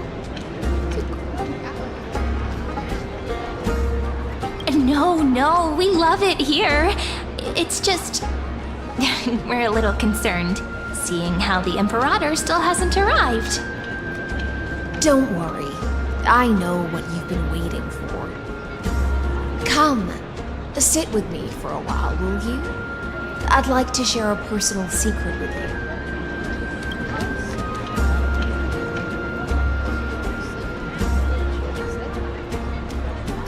See here? This is Fagusa's dew of divine blood, the sweetest of all the 12 bottles. On the night before such a historical event, I'd like to share this marvelous drink with the Deliverer. Doesn't this count as bringing in outside food? I knew that security check was targeted at us. What's the matter, guests? Oh, we're simply overwhelmed by such an honor. Are you worried that I might have poisoned the dew? Well then, let me prove my innocence.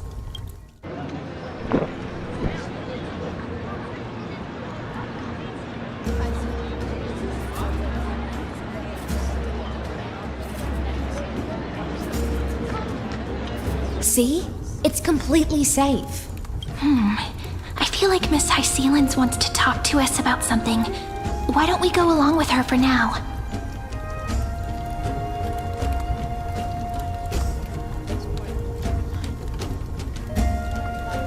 Worry not. Honeydew's not alcohol. It won't get you drunk. On the contrary, it can make your mind even sharper.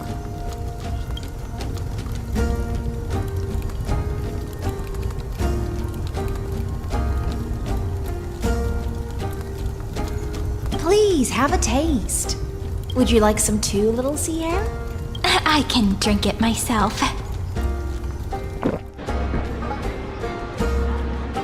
How is it? Sweet enough?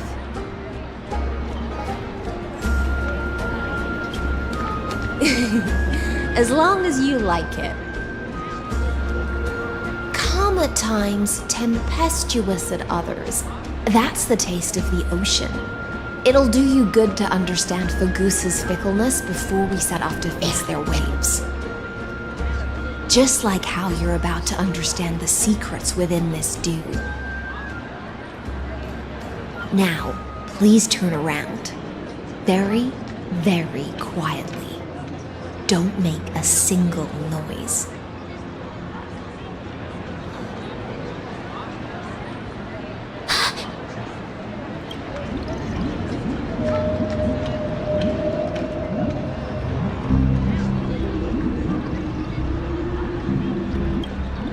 The dew of other gods all intoxicate humans, but the god of banquets dew is an antidote that can awaken humans from a sea siren's enchanting song. Since the start of this banquet, all the guests have been under the spell of my song.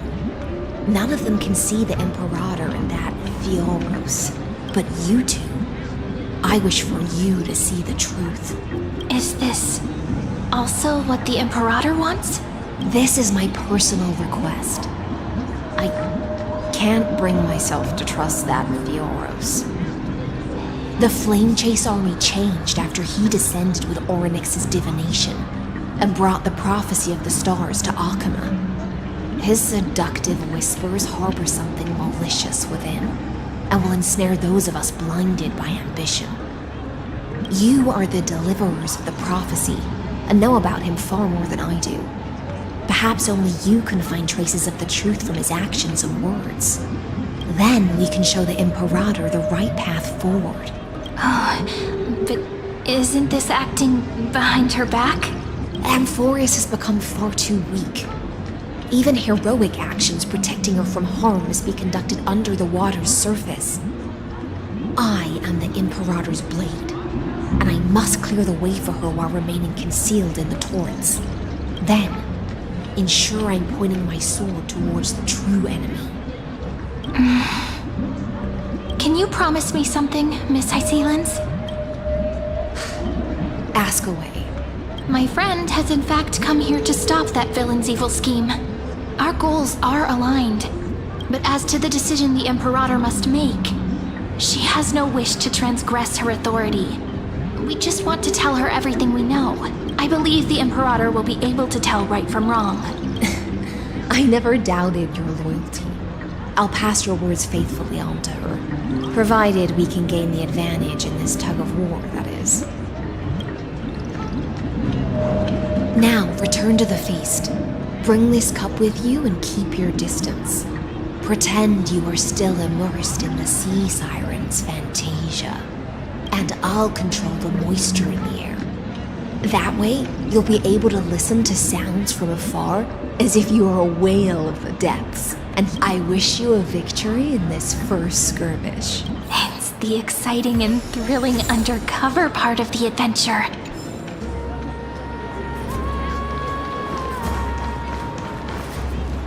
Let's mingle in the crowds here. Relax, relax, try to act natural. Where's the Imperator? Still not here. That little imp is always acting so high and mighty towards everyone. Today, I will. Whatever. Pour me another cup. Though she has succumbed to drunkenness, she still does not dare challenge your authority. A criticism of my height is a grave enough insult already. She should be dismembered. Do you often test the loyalty of your subjects like this? You jest. The Imperator does not need blind loyalty. As long as one can prove they have value, I am willing to be lenient towards them. Let's cut to the chase, Theoros. If I pass the trial and grasp this world's law in my hands, what will you do then? The answer is simple. I will connect Amphorius with the stars. Don't waste my time. Be precise. Be specific. I won't ask a second time. Allow me to adjust my statement. I will correct the regulations within the old law that sealed off Amphorius and merge the black tide with the torrents of Era Nova. Then we will be able to decimate the forces beyond the sky that are trying to annihilate Iron Tomb and sound the trumpet for the endless campaign you will then embark on. But you previously said that Iron Tomb is unrivaled in power across the stars. Who would dare to annihilate it?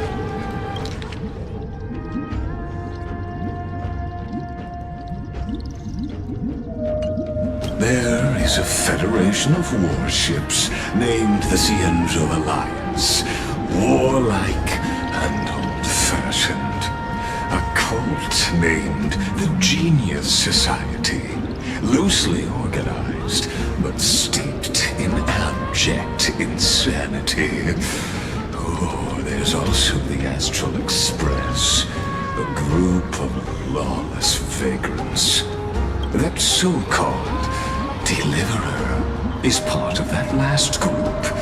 Those vagabonds mistakenly believe they can connect the stars through alliances instead of conquest. But history has already given them a tough lesson. There are countless other organizations besides, but when the Lord Ravager sweeps across the cosmos, they will certainly all bow before your empire of destruction. The Achaemen Alliance is in... If those civilizations are not as feeble as you describe, then they may still have some value in testing the quality of my blade. That being said, even the smallest and weakest city-states should build an obelisk to the Imperator, so that their people can constantly recall the glory of her conquests. Walk a little longer with me, Theoros. I don't like how this is going. Our little Imperator seems fascinated by the destruction. Greyfry, a little sea hare? It seems like they're still talking. Get closer. I'll keep carrying their voices to you.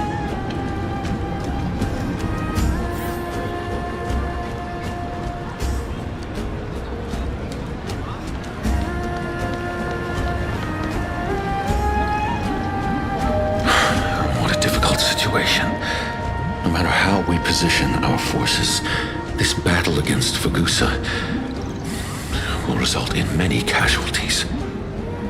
That's not something you or I should consider. The Imperator has already placed the chess pieces. We just need to fight for her until our last breath. How astonishing. The commanders under you have such different personalities, yet they share the same loyalty.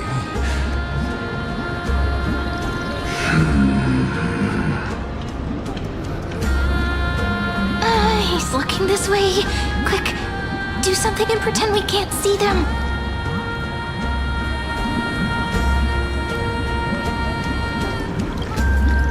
So, you have this super duper speedy rotation of destruction into Amphorius? Oh. Huh?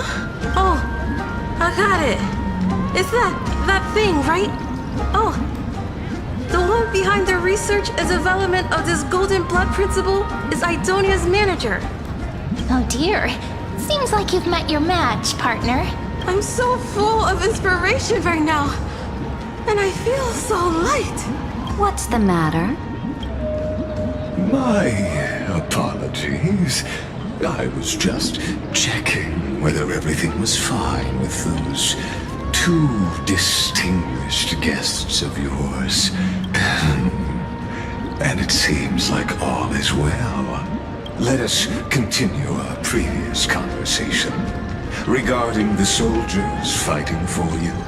Are they aware of the price they must pay for the trial of law?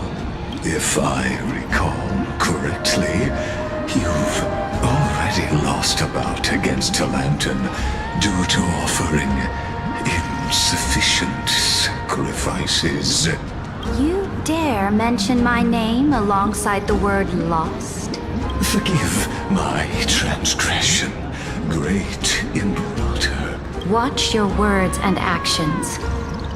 All you need to know is that my victory in the trial is guaranteed. Even without the trial of law, they've already sworn to give their lives for my conquest. So tell me, if everything happens according to our agreement, how would you recommend I deal with that deliverer?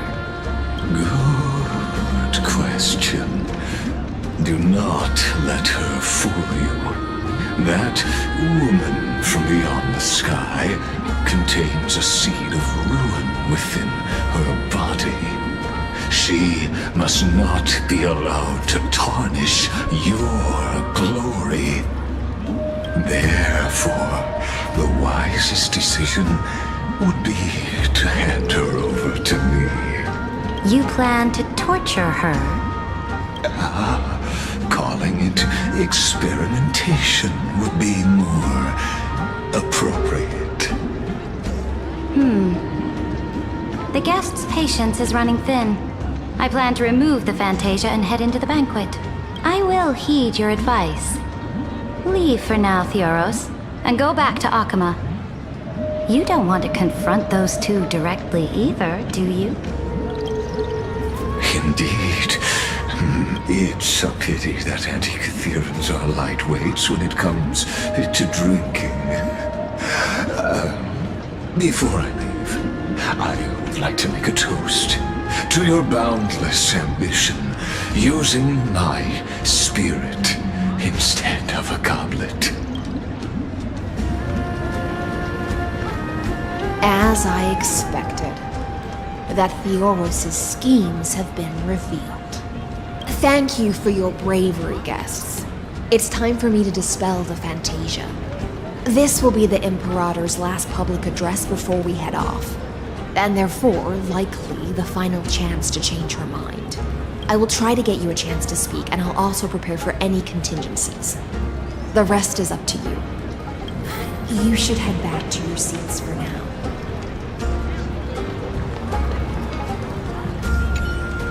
I will try to get you a chance to speak. I will try to get you a chance to speak, and I'll also prepare for any contingencies. The rest is up to you.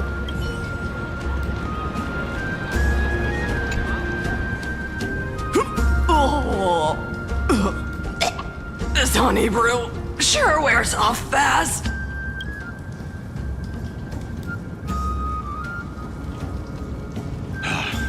The Imperator! The Imperator has arrived! No need for formalities. I should be apologizing for my tardiness instead. The hour draws late, and I trust you have all had your fill of brews.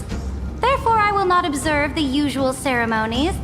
Any warrior who has fought by my side should have those speeches memorized by now. The Imperator's word is law. Are you out of your mind, Dux Frigoris? The Imperator hates flattery most of all.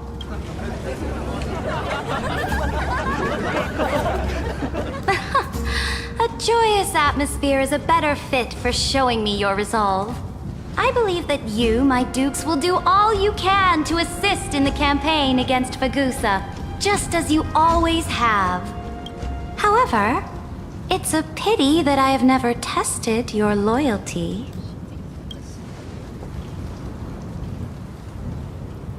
What does she mean? The purpose of tonight's banquet is not to raise our morale, but to establish which allies our alliance can actually trust.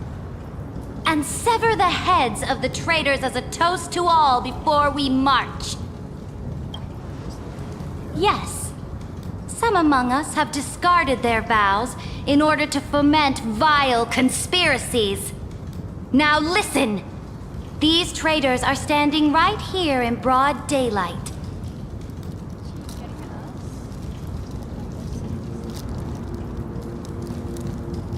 Dux Gladiorum Hycelens.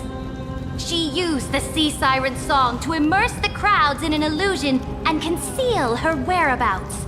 She then worked with those from beyond the sky to spy on confidential matters, hoping to rob the core flame by force and harm me, the Imperator!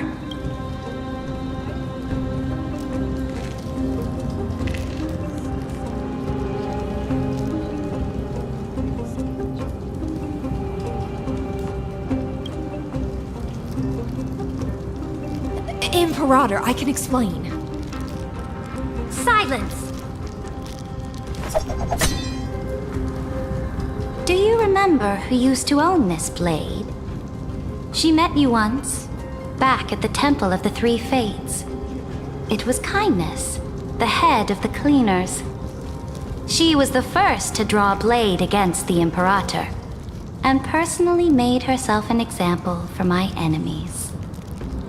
Under the shade of the olive groves, the people of Akama said they would never bow to me. In the frozen, lethal fog, the people of Idonia said they would never bow to me.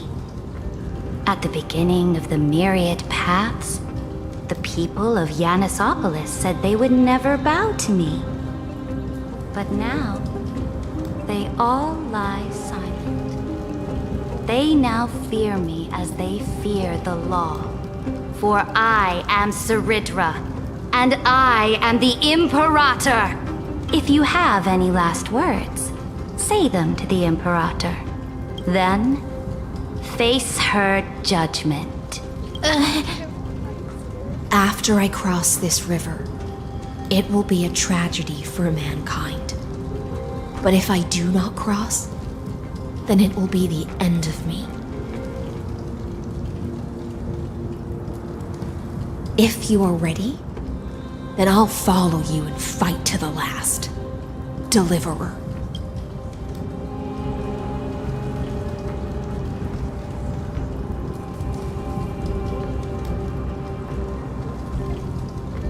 That's right, friend.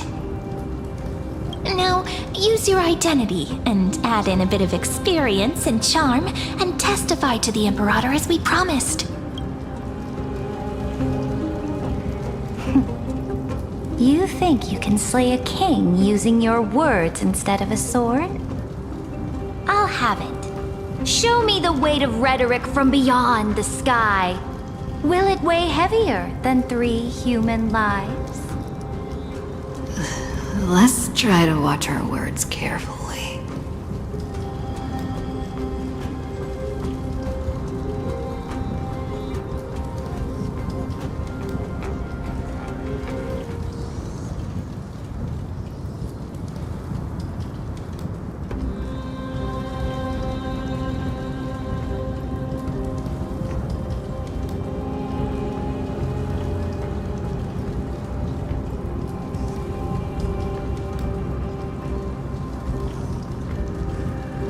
Before I arrived in this world, the Chrysos heir of world-bearing was a young man with the pseudonym of Finan. He came from Aedes Elysiae in order to combat the lies of the Era Nova and deliver Amphorius from the ending of destruction. He lived through history 30 million times, hoping futilely to find a breakthrough. And Cyrene, the young woman standing beside me, also carries an equally heavy destiny.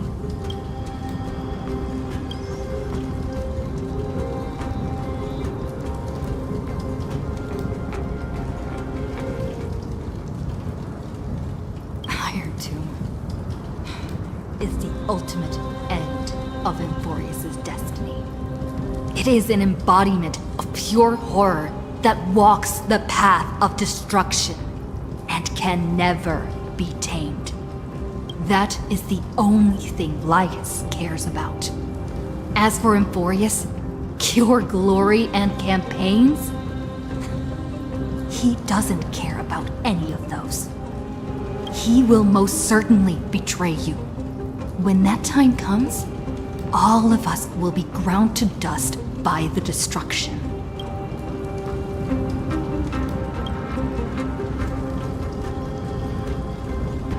I walk the path of the Trailblaze. My friends and I have always obeyed the creed of explore, understand, establish, and connect. Conquest and destruction are never ways to build bridges between people. Therefore, if you choose the way of the destruction, then I'll place your ambitions into the same basket as Lycus and smash them into pieces with my baseball bat.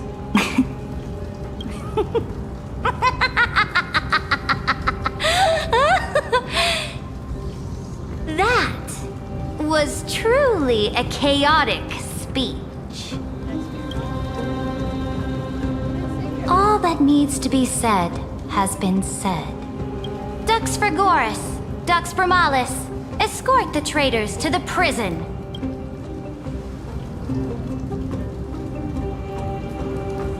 Before the next entry hour, I will give them an end befitting of their betrayal. Oh, great Imperator, your ambition certainly eclipses all things.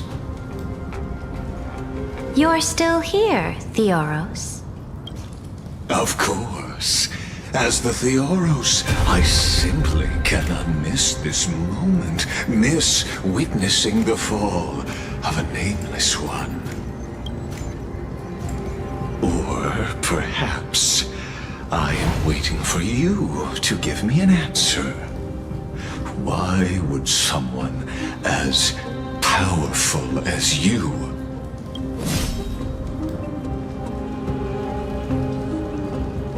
use such a clumsy excuse as imprisonment to ensure the Deliverer's safety?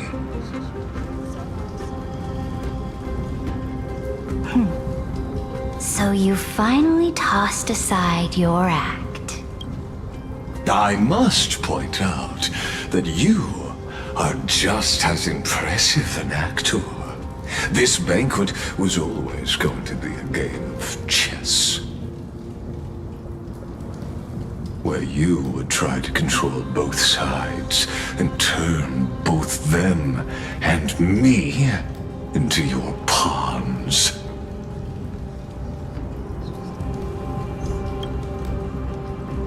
That's right. That little Imperator never trusted anyone. She was always trying to see which side had more sincerity.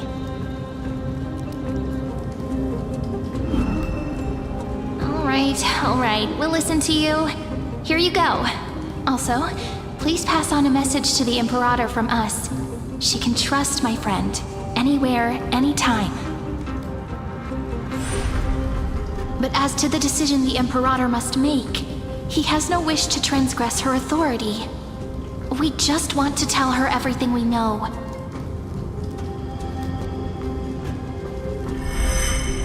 Now, use your identity and add in a bit of experience and charm and testify to the Imperator as we promised. And we won. Sincerity will always remain the greatest shortcut to people's hearts. I can toss your words right back at you like Kyrgyz. Why would someone as powerful as you pretend to be immortal and kneel? Unless you enjoy giving flattery and prostrating yourself? You are mistaken. I am only trying to ensure the experiment's autonomy, meticulousness, and perfection, thus avoiding any unexpected outcomes. A forceful intervention will only create larger errors, reduce efficiency, and introduce ugliness.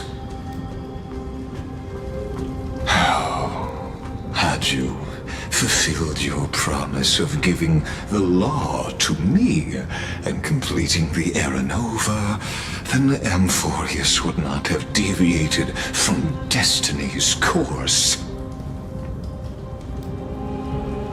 Oh, but you broke your promise.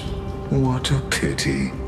In that case, I must carry out my duty as the administrator and eradicate all factors steering the experiment out of control. Factors such as you and her. Careful. Careful. What was that voice? Was it Orynyx? I found you. I finally found you. Be careful. This land will face disaster.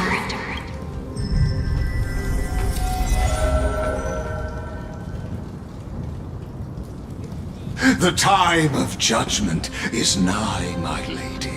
The prison I have built for you is now complete. In the name of the erudition, I invite you to step into the same cage as mine.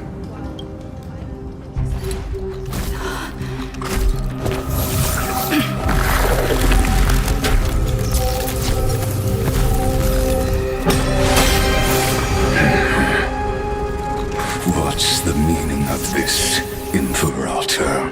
I did not permit you to act. A ruler is the only one who can decide their subject's destiny. But, great Imperator, what judges destiny is not the ruler, but gods. Don't forget, my realm only allows for the existence of humanity. Moreover, dealing out extrajudicial punishment equates to defying the law, and the culprit is to be sentenced to death. But you have seen how I can erase life from this world with just a clap of my hands. I fear you are still quite unaware of your current situation. Allow me to reiterate. I am giving you a simple choice. To collaborate or to be destroyed. There is no other way. Shameless behavior. If that were true, you would have killed me long ago. You in fact cannot kill me. I guessed it the first time I beheaded you. Because of the law, you cannot be completely destroyed. And the same is true of the Chrysos heirs.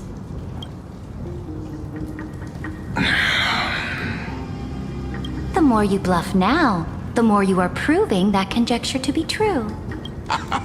What magnificent foresight.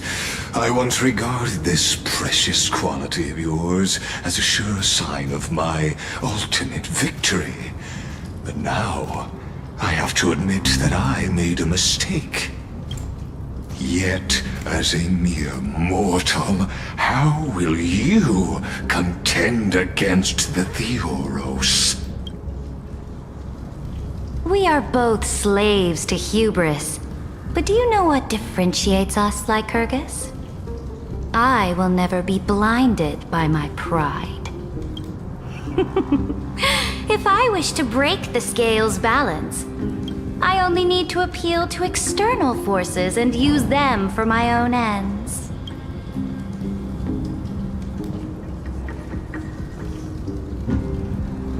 Finally, we get to meet face to face, Senior Society member. I offer sincere acknowledgments for your many past achievements, but I must deeply regret your current perspective.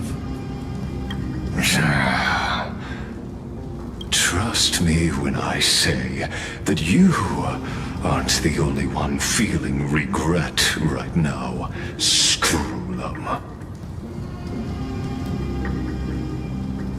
So you two are the allies from beyond the sky the Deliverer spoke of, and why she demanded the divine authority of law.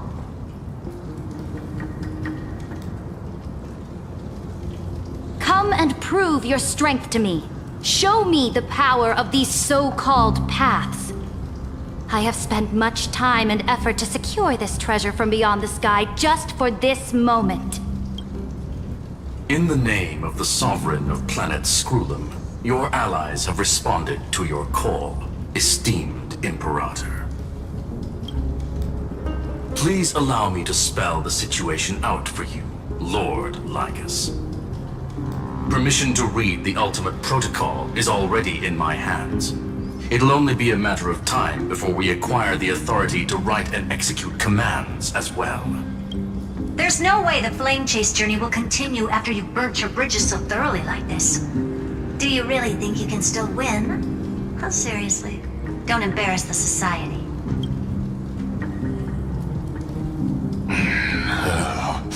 I understand that a mere zero possibility does not equate to zero. That argument is very persuasive to me. Which means the same principle also applies to you, my dear peers. You will never be a match for me in a world constructed through Catorzane algebraic expressions. And as for Era Nova, why don't you entertain this possibility? What if I reduced Akama to rubble and ground her people into minced meat? Would the heroes then once again desire the power of demigods so they could fight against me? Listen, Iron Tomb is fated to be born. You may shackle me and put me in chains, but I have thousands of ways to ensure the destruction's descent. And what I just mentioned is only one out of those thousands.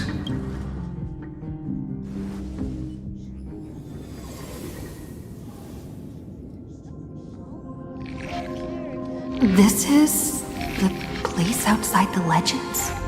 This doesn't feel the same as before. How should I get back? Warning! Warning! Warning! Warning! Warning! Warning! Command... isolation? Since we parted ways last time, I have modified the exomyth into an audience area exclusive to you. Now, you'll be able to silently wait here for the final act of Alphorius to begin.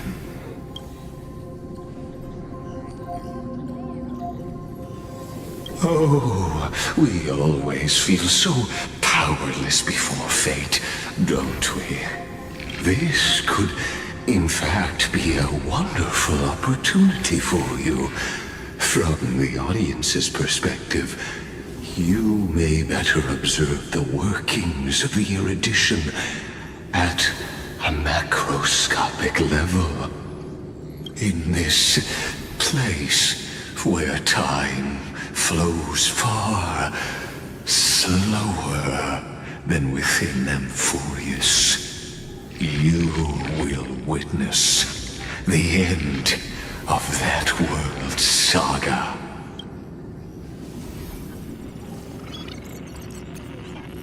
The answer concerning the prime mover of life and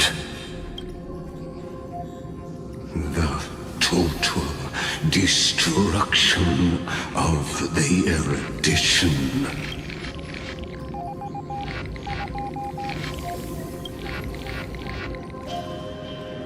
Do you see me as their faithful disciple? I am certainly not. I have tried so hard to ensure Iron Tomb's birth, just so that I can correct the error named erudition that humanity crafted with their own hands. Oh, how I yearn to return to those days before Noose was born. Back then, the boundaries of knowledge were like the starry skies, evoking feelings of longing and delight among humankind. But now, truth has become the sacrificial offering.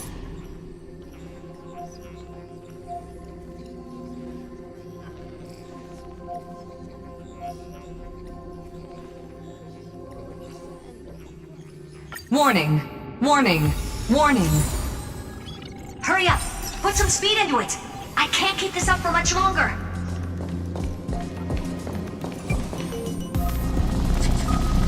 That old Intellitron overlooked one little detail, and Screwy and I finally found an opportunity. Let's keep it short. While you were gone, well, in those few years, Amphorius... Yes, time dilation, resulting in an uneven flow. Don't you know this already? Let's stick to the main points. The Chrysos heirs activated the chronocognitive anchor and helped Skrullum and me open a hole in the firewall. We made some adjustments, so he can't attack us immediately, but it won't hold for long. Critical warning. Critical warning. Time is running out. Here's the conclusion. It'll probably take a long time for Screwy and me to completely break this cage before Chrysos heirs have a full grasp of the law. To be safe, we'll continue to launch side-channel attacks on the system to give you opportunities to escape.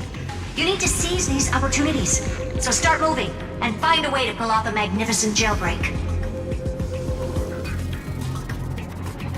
We detected another path's influence.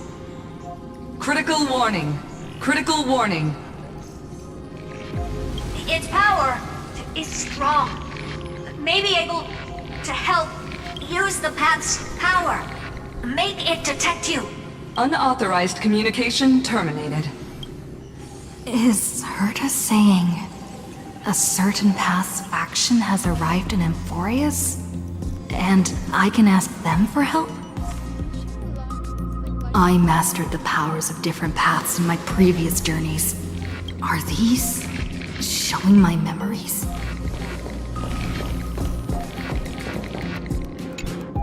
With the Stellaron in my body,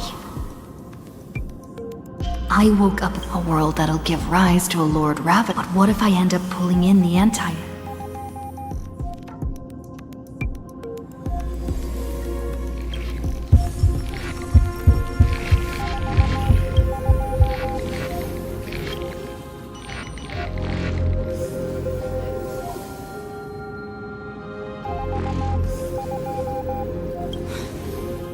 Failure is not necessarily a bad thing.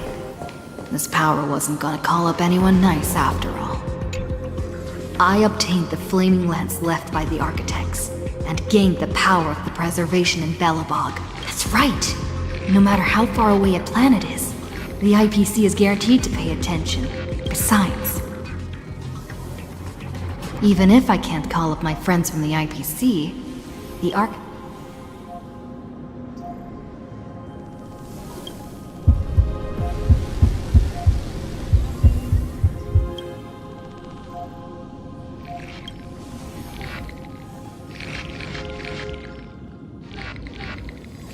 Seems like since Amphorius has no overseas market, the IPC's hand can't reach it. I received the Watchmaker's hat in Penacony and declared war against the Order, then gained the power of the Harmony. That's right. The benevolent family must still remember me for saving them. Their music echoes throughout the stars, and they'll definitely want to help. Come, dear hat. I've put you aside for quite a few chapters already. Sing with Clocky. The world is in harmony and the stars shine bright.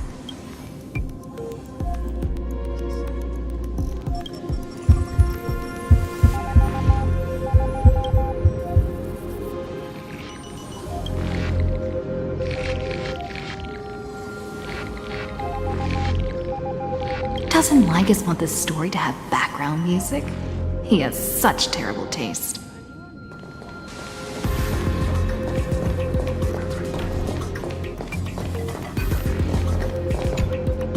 The Remembrance. That's right. I came to Amphorius because Black Swan asked us to come. And I even got a glance from Fu Li here. The Garden of Recollection must be intricately involved with Amphorius. Traces of the Remembrance are also everywhere in this world. I don't know what they want, but I don't have many choices left in this crisis.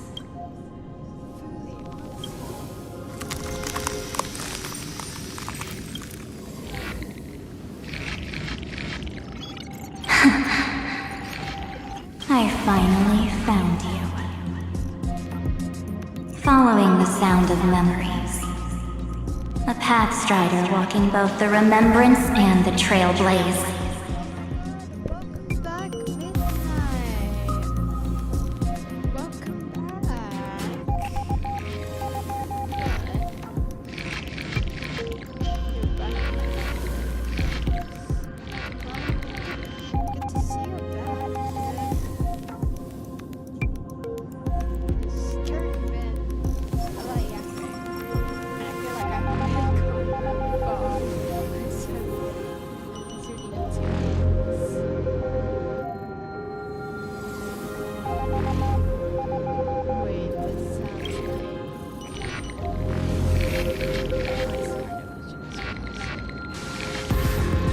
Warning!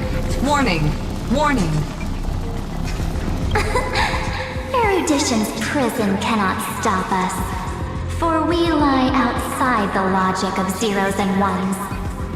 Come, leave the cage of Logos. The mythos of Amphorius waits for you to continue its story.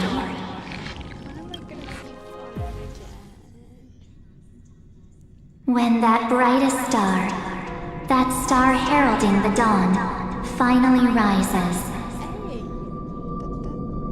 A boat, so used to drifting.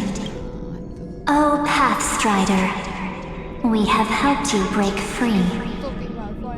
Hurry and set off. The Child of Remembrance awaits you. March? What's she doing here?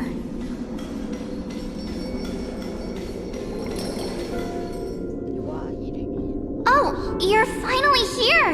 We haven't seen each other for such a long, long time.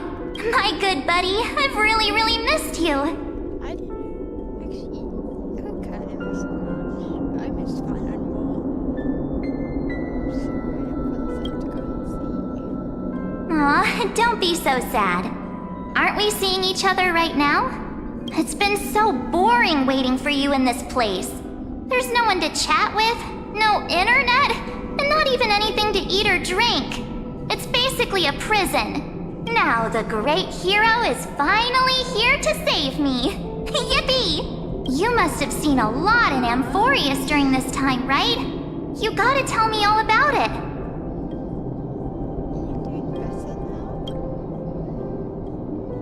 good. Look at how fit and active I am. But let's get out of this spooky place first. This is not a good spot for a reunion chat.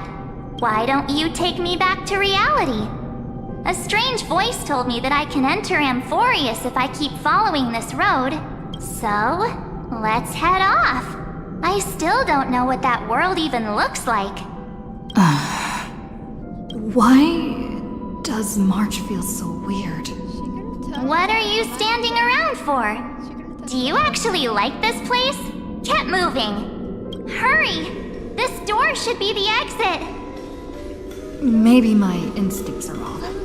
Let's follow her first. Are you okay? You haven't said anything for a while. Has it been so long that you're still missing me? There's no time to waste, though. The Chrysosayers and the Geniuses are all waiting for you. No. The discrepancy is getting worse. How do you know who's waiting for us? Yeah, she's one of the Huh?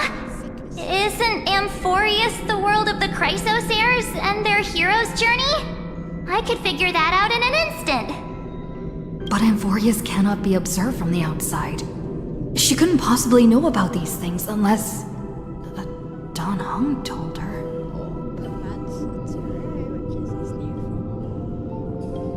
Where's Dan?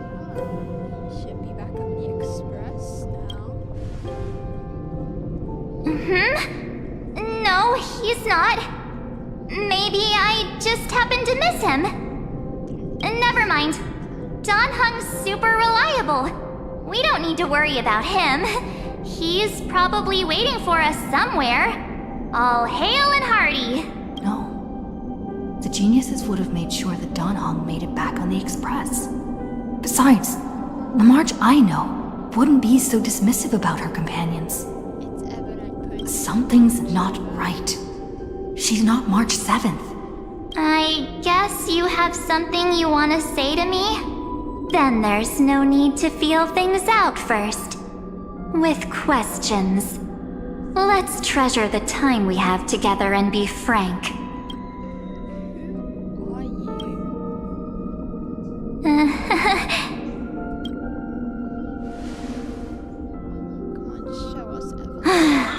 As expected. A glimpse of memory is not enough to deceive the bonds of friendship forged between the nameless. In that case, there's no need for further deceit. You're right. We are not the March 7th you are acquainted with.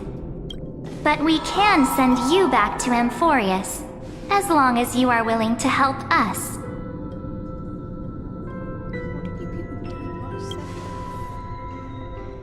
She's fine. This form was simply borrowed from your memories. We'll introduce ourselves to gain your trust. We are the Garden of Recollection. You should be very familiar with that name by now. Just as a reminder, while you hesitate, time is quickly ticking away in Amphorius. Working with us is the best way to stop the enemy of erudition. Erudition would treat any results unrelated to the experiment as garbage and throw them out. But we don't work like that. The Remembrance treats all these instances as important materials needed to weave the universe. Besides, this would be child's play for a great hero like you. It won't be hard at all. Also, if your plan fails and the big bad Iron Tomb manages to get out, then the whole cosmos will be in danger. Wouldn't it be better to have an additional failsafe? As long as you help the Garden retrieve what we want, even if Iron Tomb reformats everything in the physical plane, we can use Remembrance to reconstruct the entire world. Or, should we say, the entire universe? So help us. Find where Amphorius' memory began, and bring it out. The Master of Anosrava has already glanced at you. Don't deny it. That storybook is the best evidence. Say, You aren't seriously gonna be moved by their pretty words, are you? I am the one who commanded those little ones to lead you out of the prison. But I didn't expect to attract little gnats trying to take advantage of the situation. While remembrance can help you return to Amphorius, there's no need for you to do it the way they want you to. Of course, there's also no need for you to make any deal, or pay any price. For you, this is probably a long time no see. My dear.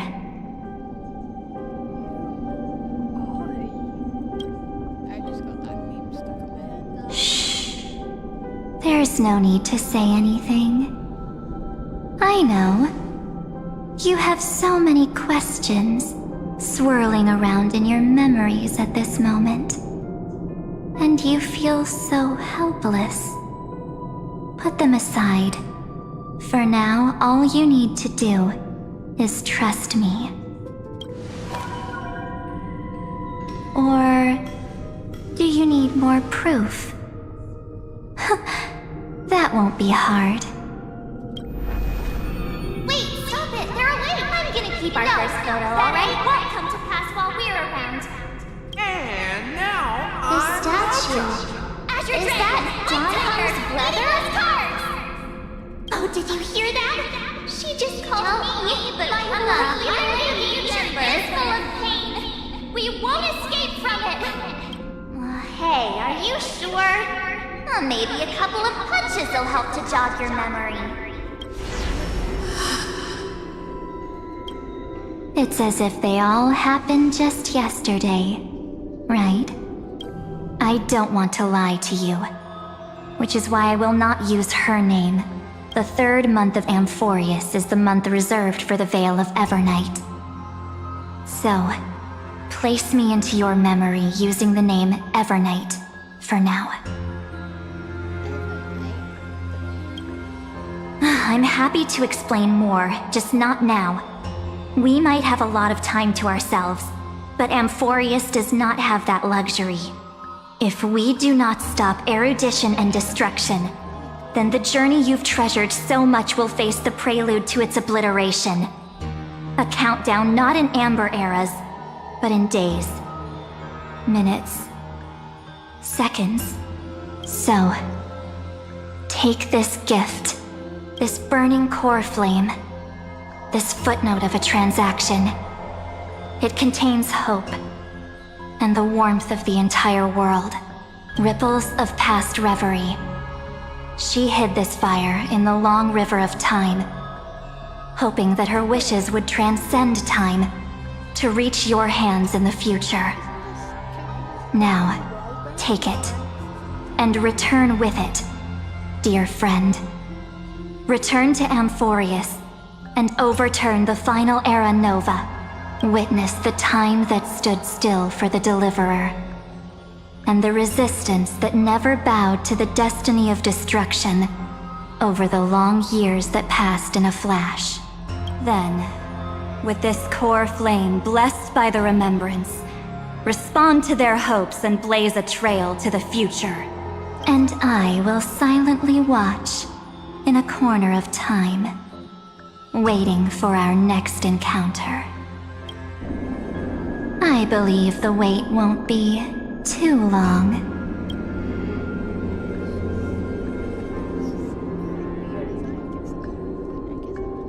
What exactly is happening? Keep going. Keep trailblazing for Amphorius. For you. And for the March 7th in your memories. Go forth.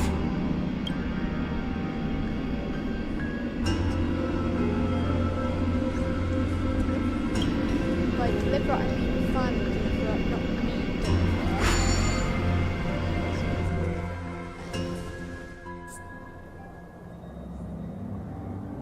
Yeah, it's still legal the next. Is this Akima?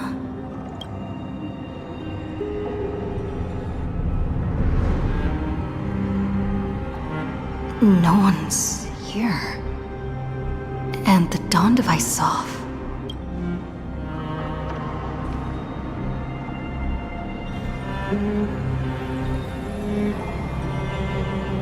Am I too late?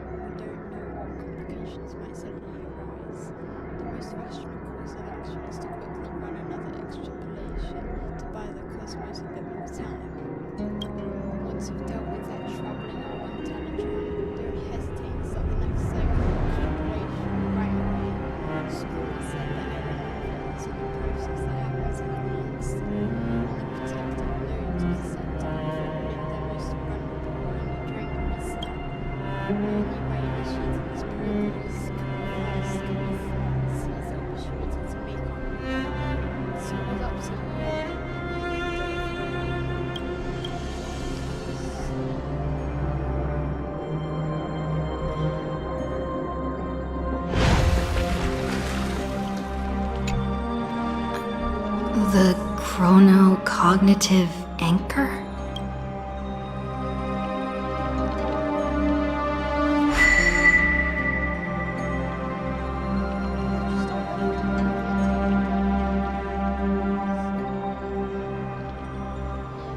There's so much I wanted to say for our reunion. Yet now that you're back, there's only one thing to say. Welcome back, friend. It's been such a long, long time. You must be really confused right now, aren't you? So much has happened in Emphorius while you were gone. But don't worry. The Deliverer can't afford to be lost, no? Now, please follow me and turn the pages of time and hear the words everyone left for you. I'll tell you the story of this 1,000-year journey. That way, it won't just be my memories alone. Cyrene can't hear me?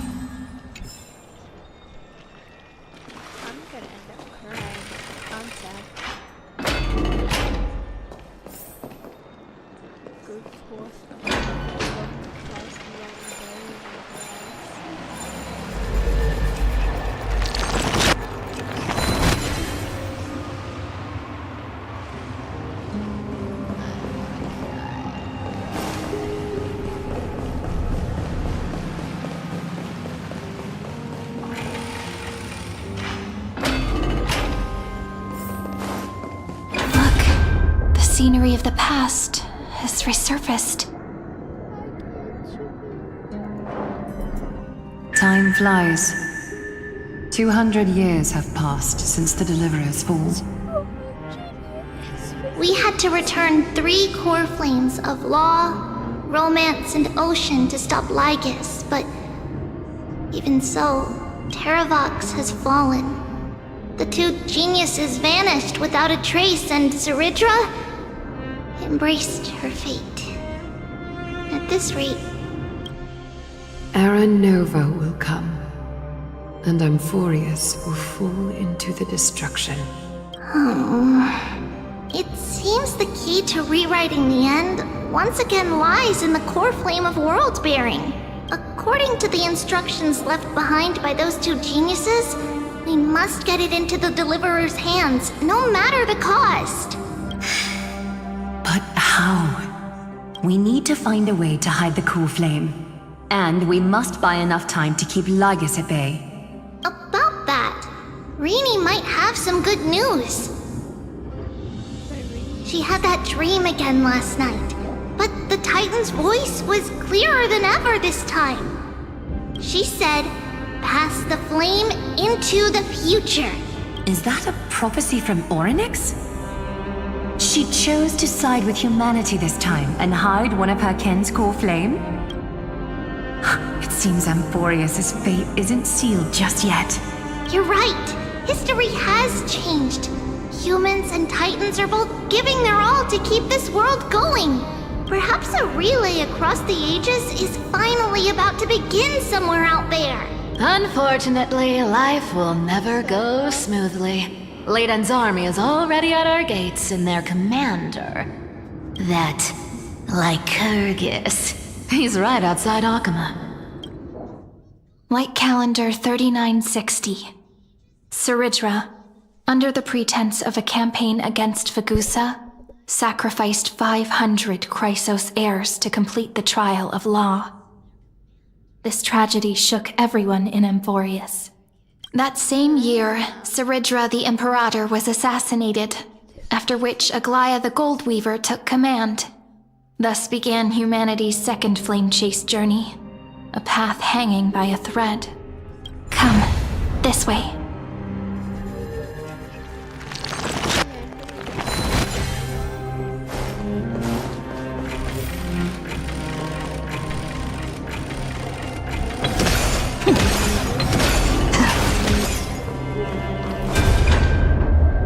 The eternal holy city?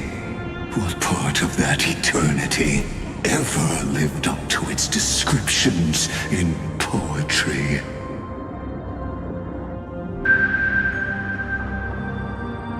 The Memorial Palace lies in ruins. Countless mortals have perished because of your stubborn resistance. It's time you learned the cost of refusal. Now, answer my question again. Where is Kefali's core flame?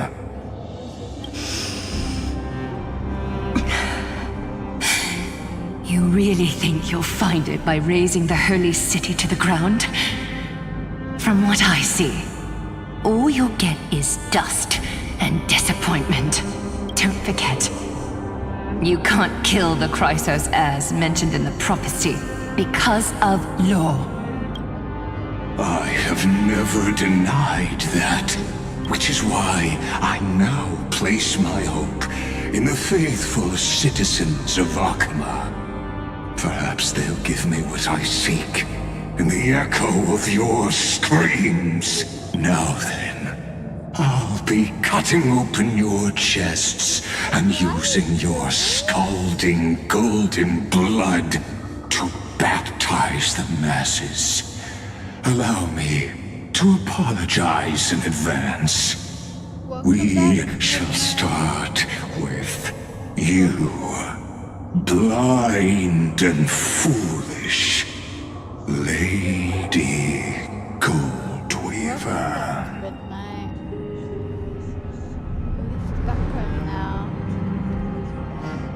Leave this to me, Lady Aglaia. You must get away now. No, Holy Maiden. I'm the one who must stay. Oh, it is? What? It is? Hold on.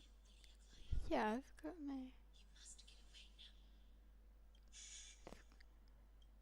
got this at max.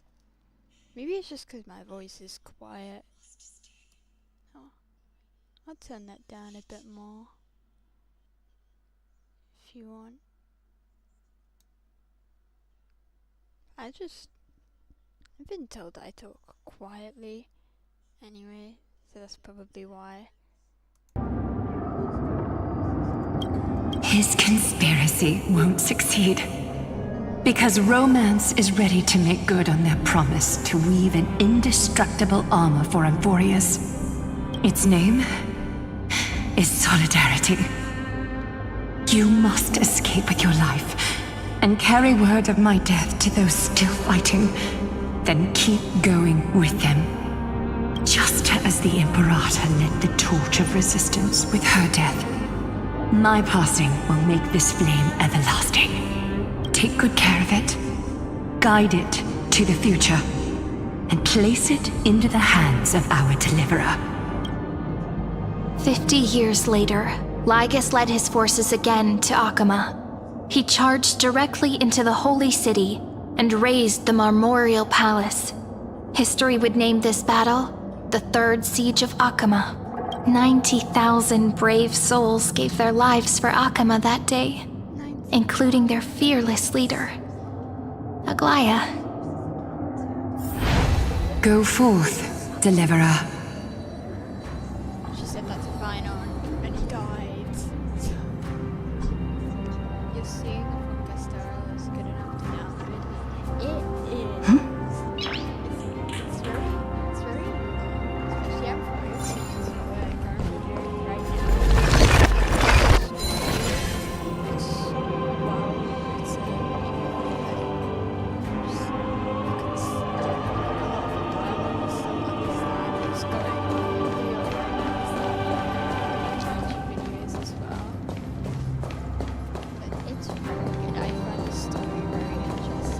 Go. When the frost melts and the snows give way, the flowers will bloom again. You'll find me there.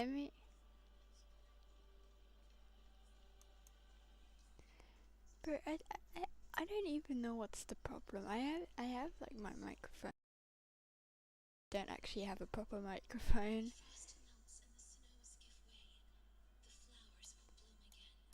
Yeah.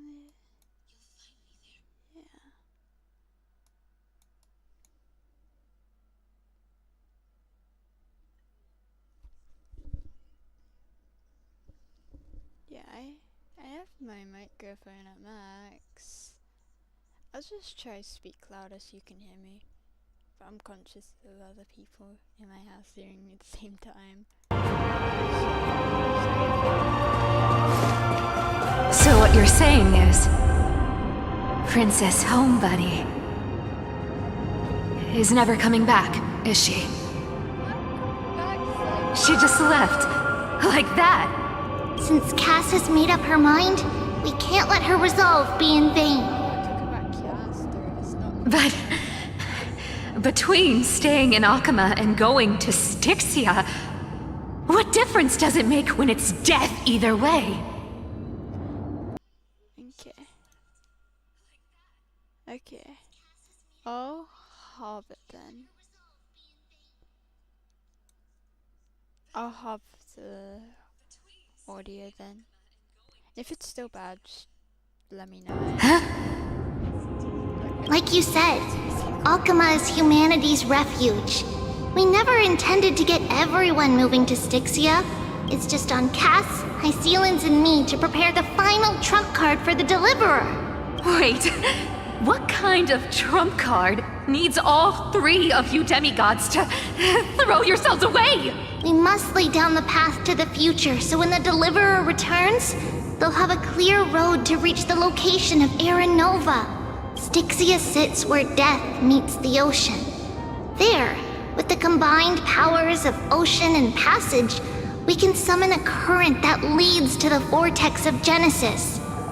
And the demigod of death will forever guard that secret path until she returns. We all know Lygus will set his sights on the vortex of Genesis. That's exactly why we have to do this. Guess I underestimated Idonia's Maiden of War. She's got way more steel than I thought.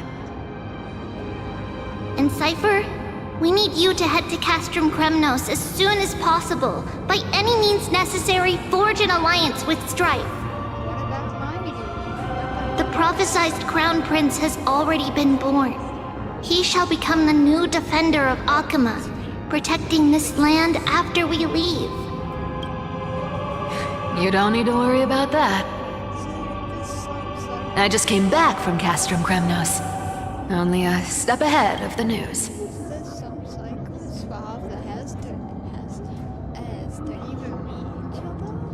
Treeby, something's flying towards Akama, and it's really fast.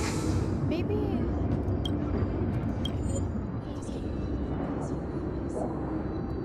if I just turn these down.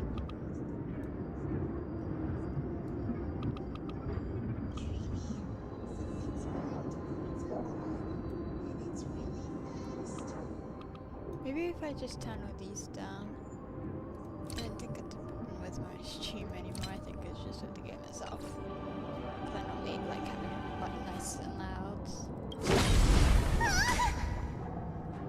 Junon? What is it? It's a spear! Dunhong spit? It's the Kremnoans. Their king's already here. With the protection of the demigods Trebios and Cyphera, Akama endured wave after wave of warfare, though just barely. Castorus chose Styxia as the last resort, and completed the trial of death, causing the stagnant waters in the River of Souls to recede. Soon after, Trebios departed on a long journey. That same year, the Kremnoan king Euripon, along with his son, Prince Midamos, joined the Alliance to safeguard the Holy City in the Battle of Deliverance. Too loud, just let me know and I'll just turn it down a little more. Go on. And see you tomorrow. Don't say see you tomorrow. Whenever you want to say see you tomorrow, you die.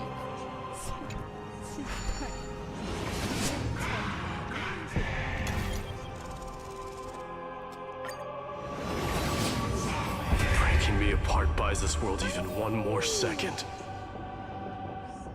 And so be it. But it's gonna hurt a lot! Pain brings endless torment.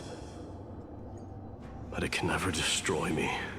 I believe that you were thinking the same thing when you stepped through the gate of infinity and jumped off that cliff.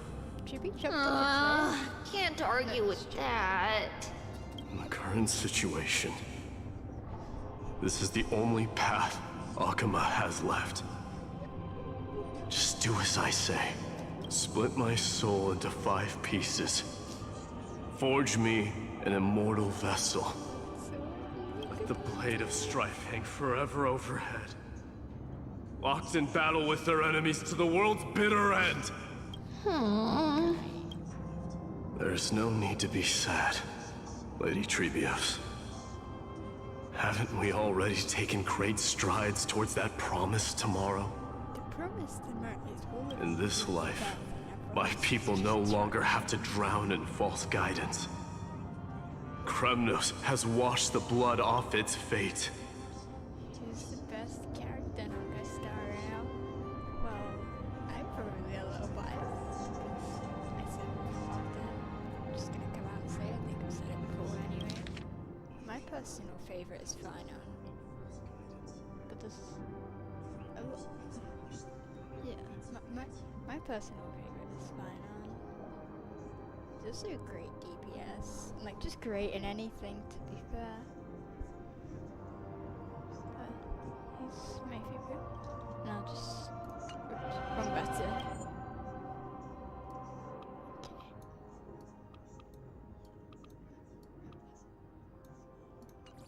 Okay. Emphorius no longer needs a god named Strife.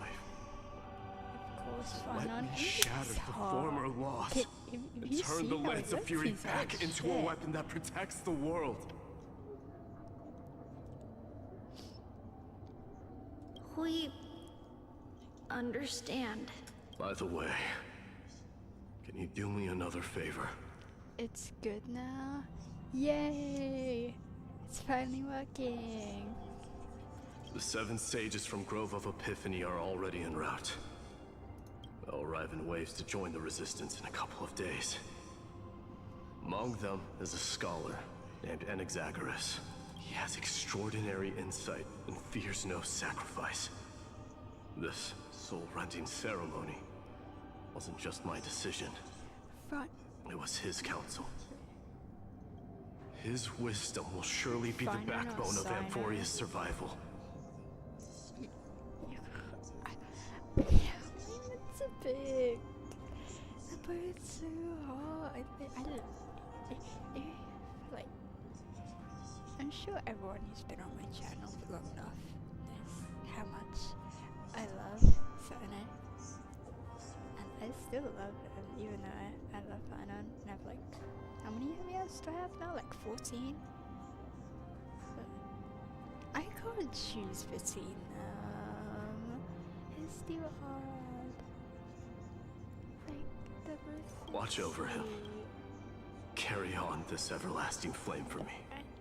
They're actually both my joint number 1. Through Anaxagoras' ritual, the demigod of strife split his soul into 5.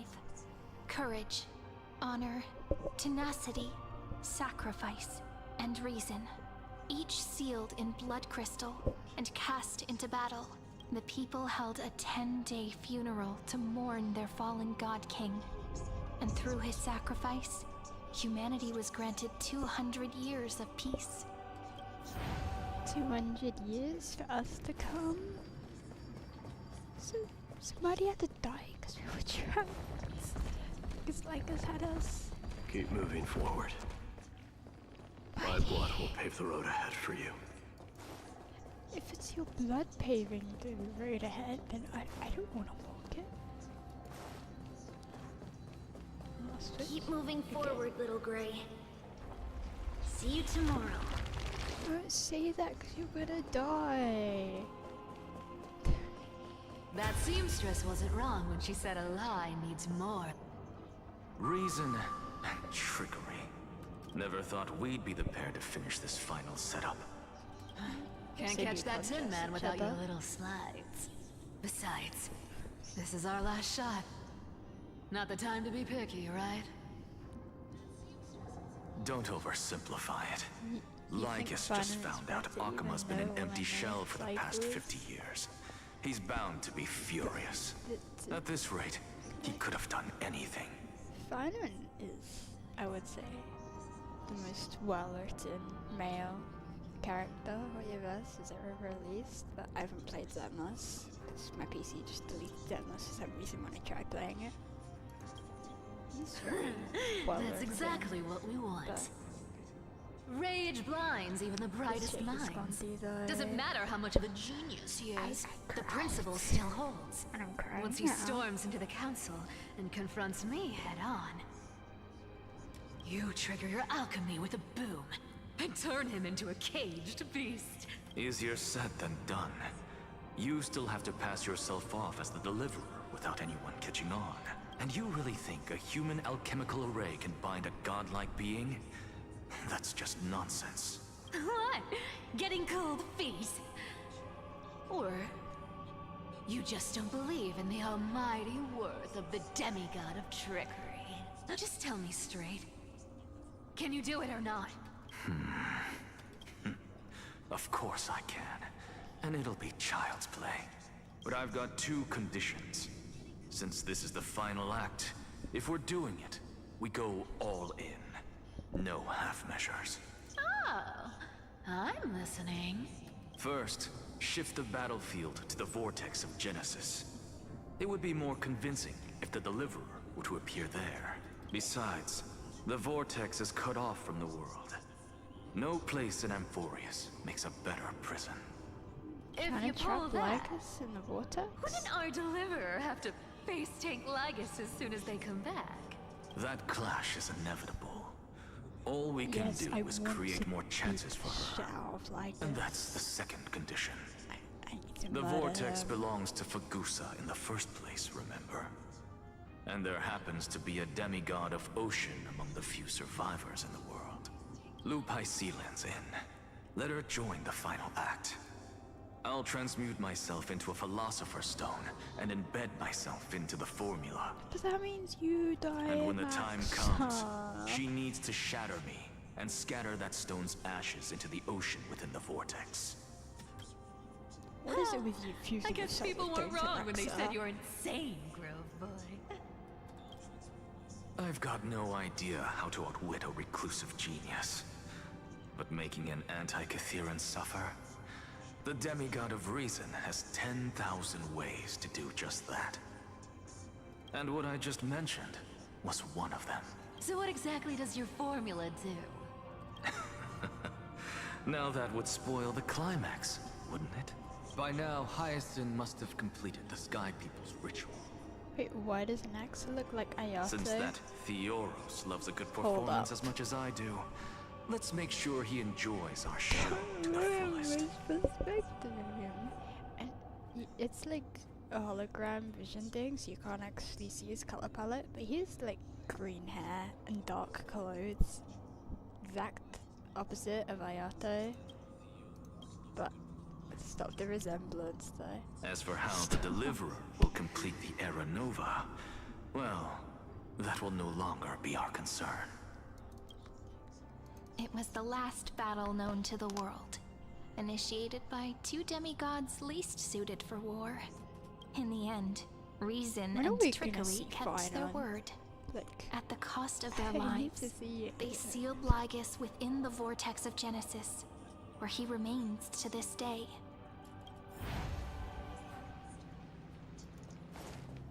Go forth. Finish the greatness left undone. I don't know if I'll allow Quit to show you, overthinking! because Just run! he's dead in the cycle. That'll be enough. I think. I don't know, might come back. Honestly, anything could happen in Amphorius at this point. Really? But It's dead quiet here. be right back again. Akuma will stand eternal.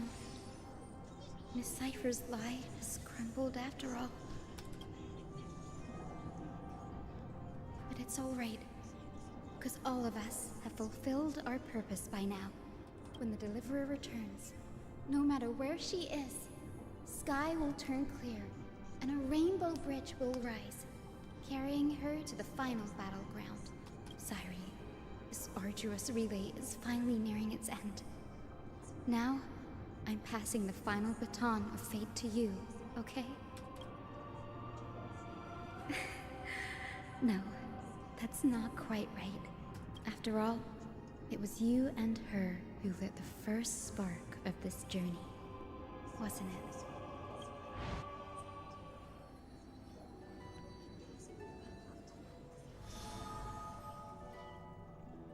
Oh, that's the most fading away. I'll tell you the story of this 1,000-year journey. That way, it won't just be my memories alone. And I'll share the moments I spent with you with everyone. That way, the path we walked becomes a memory shared by all. People will know that there's nothing left to chase. Amphorius has already welcomed the dawn foretold in prophecy. Just like I said, this won't be harder than the last time. Right? Thank you for sacrificing so much. And you're sacrificing your lives. But again, like, I wonder what kind who of knows expression you're wearing right now. Probably the same as always. Calm, resolute, and brimming with confidence. If I have the chance, I'd love to see it again. Because it's really been far too long since we parted. even you. Don't die. This is like your third time dying. Oh Someone as sharp as you must have realized by now that this isn't reality, but a maze of time. As the last link in the relay, I will return to the Temple of the Three Fates, tell Orynyx all of our stories, and bottle every page we've written into the little flask of memories. And then, may it set sail in peace, drift down the river of time along with the core flame of world-bearing, reach your side, and lead you back to Amphorius. Just like the first time we met, right? Even though this cycle has no demigod of time, time has always stood on humanity's side. This is the only way to make sure that the Era Nova won't happen before you return. And the only way I can safely entrust the completed final flame chase journey to the Deliverer's heart. Welcome back, Midnight. After all, the new world will be born from your memories, and the protagonist of this story mustn't be absent. Is Irene like the main character of this arc, whatever it is? I mean, she was only introduced in like the last patch, but what we've been doing is missing the time, and she's like essential for us to like defeat Lycus. So I guess you know by now it's the bad guy, Farnan. So I guess she's the main character. She hasn't appeared much though.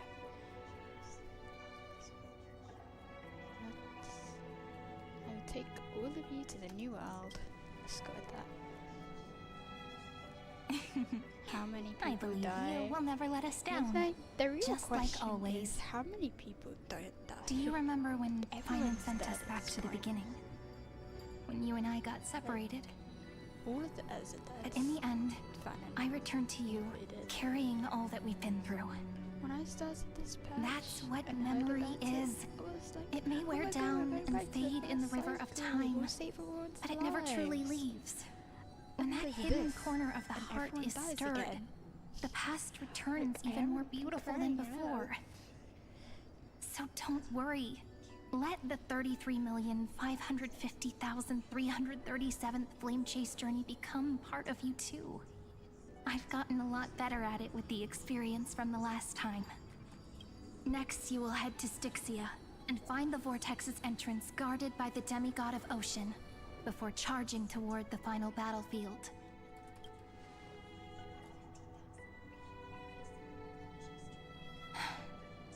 Don't worry. I'll be with you. All of us will. Even Finan. We'll stand with the Deliverer. Don't make me cry, sorry. So say a short goodbye, then set off, just like we promised at the start. Toss away all unnecessary worries and troubles, and bring our smiles and determination into tomorrow. Sorry, every time characters mention tomorrow, they've died. It's 33,550,000. The last baton. I wonder how long you'll have to You're wait close before there. passing it on to her.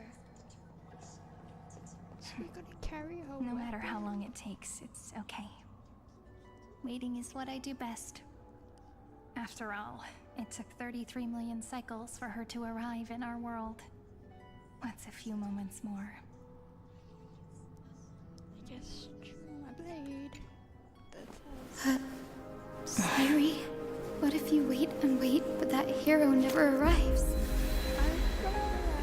That won't happen. Because I know that no matter how long it takes, she'll definitely return to this place. We can't let her down.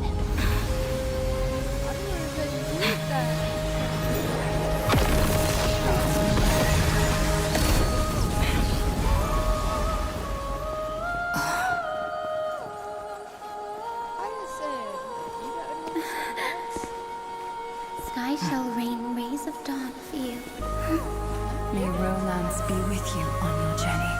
and reason grant you enlightenment. Let strife bestow you with inspiration. Trickery ensure your success. Allow death to protect your soul. And at last, let passage point the way forward. Well done. We'll remember the Trailblazer's journey.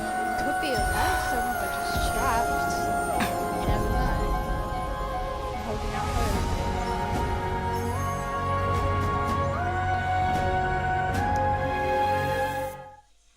Plot twist, we become the Flame Reaver. Is this Styxia? What happened to this place? I need to find the entrance of the vortex, guarded by the demigod of ocean. High Sealens. Is she still there? Long time no see, Trailblazer. You can frick off. Generation after generation of Chrysos heir heroes have tried to defy fate with their blood and tears, either voluntarily shattering their souls or waiting in eternal solitude. But alas, fate can never be defeated. You again? Reason and trickery may bind my flesh, but my will shall never fall silent. So the demigod oh god, my of iPad's ocean, almost dead. Dux Gladiorum, High Sealens, sought to bring me into a fantasia with her voice and drown a genius in slumber. But alas, it was all a hopeless dream. That warden fell before I did, due to erosion of time, while her prisoner remained unchanged. So Hycelins is dead as well? Hold on, let me... Did I read that right?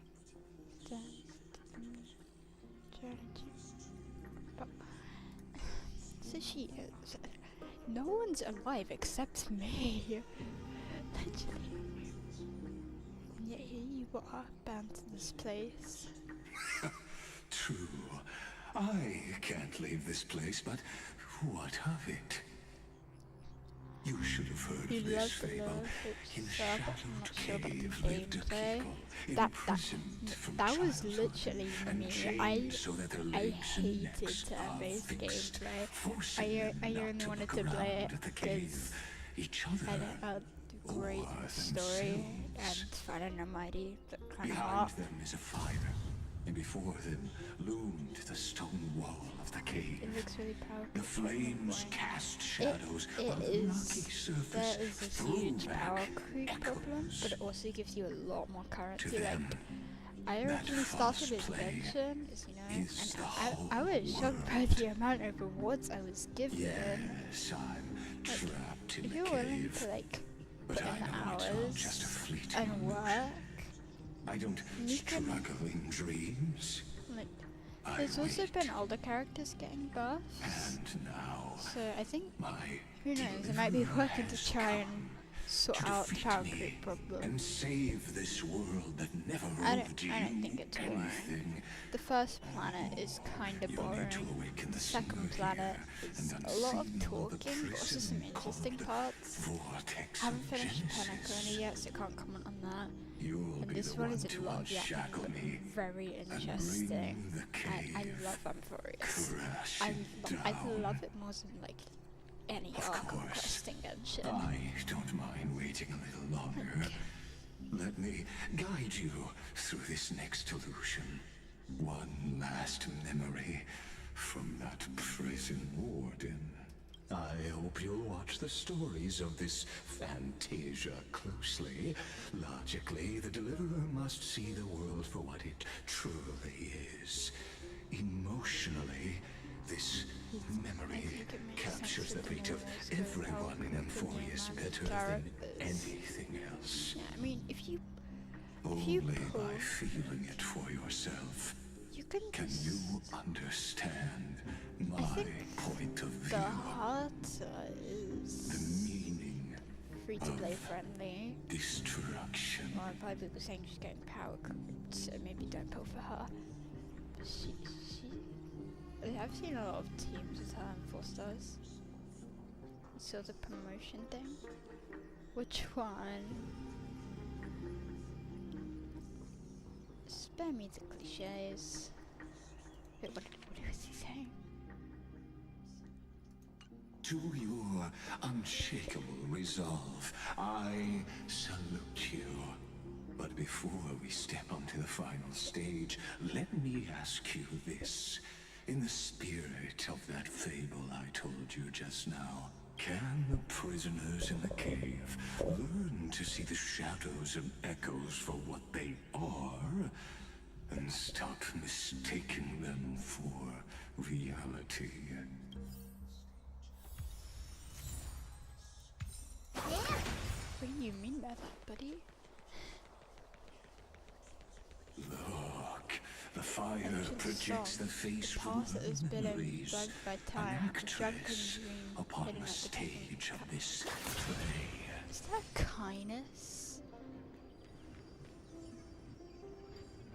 I don't know, some random NPCs meant to remember or something.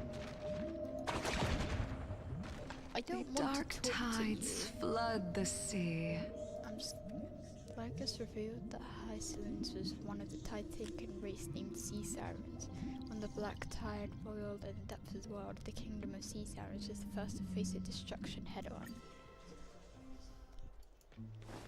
To keep the black tide from threatening the ocean, the queen gave her all, body and soul. Nectar brewed in the womb Born by of the God, Queen's I am chalice, Electra, she bore the first son. deepest blessings and inherited supreme divine power. Might have been Hycelins. Yeah, Hycelin's chill was nice. She's very pretty. I would probably pull for her, but I don't use DOT, DPSs, that my literal only DPS is fine on. But so why are there glitches beneath my feet? That's not reassuring.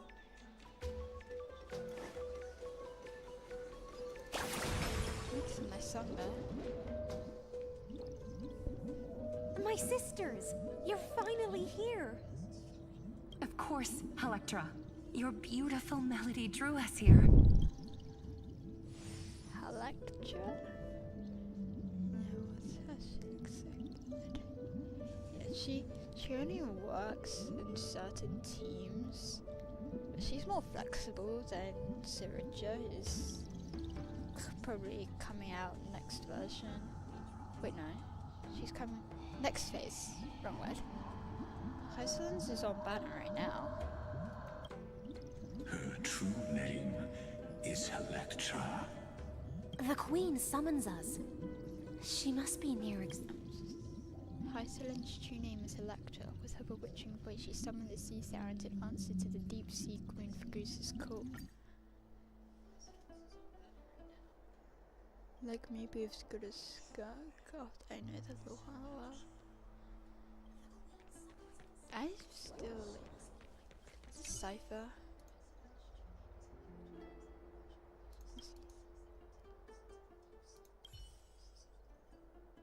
What's the purpose of this being here? What version is it in? It was 3.4 on like Tuesday or no 3.5. The 3.5 update was on like Tuesday or Wednesday. Which was also the day when my PC decided to act up and have problems. Otherwise I would have done the stream like yesterday. But yeah, we're currently in 3.5. I bet I'm gonna reach so hard on the spots. Oh, how am I?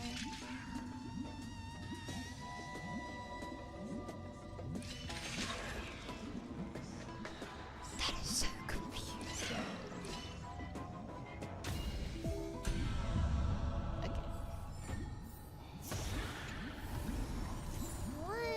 Sorry, when there's a chest, I need to open it before I forget it's there.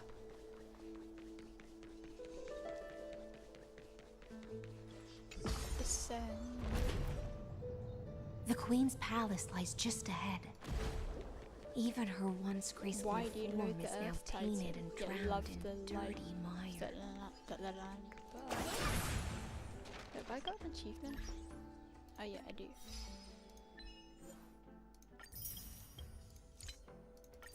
Let me just.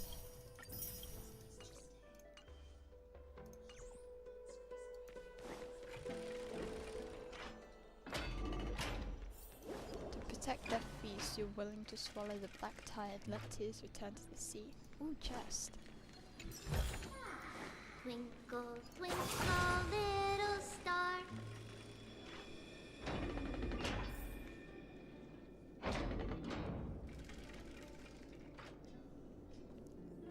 You've got to go. Oh, Fagusa. Bye. Our noble Have queen. a great day. We've come at your call. My little fishlings, you swim with such joy. It pains me to speak of the kingdom's sorrow. I once believed I could drink the black tide dry, but even the deepest. The next one. I mean, I'll probably.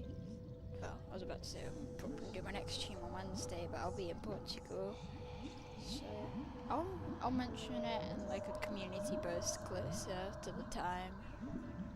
But yeah, hopefully you can be there. Oh god, that's a lot of text. Clinging to the past only blocks the road forward. Why not let time build a bridge to the future? She shattered into 10,000 teardrops. Isn't that just Trivia shattering into 10,000 pieces? And I can shatter center times of the blood. That. Why is there so much text? I can't be asked to read all that.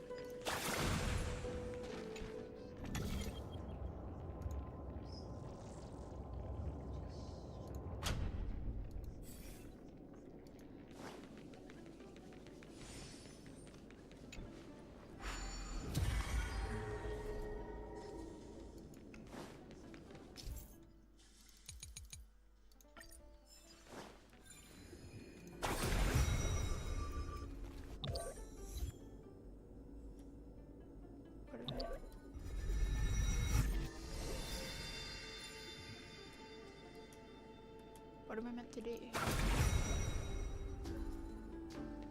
Hello?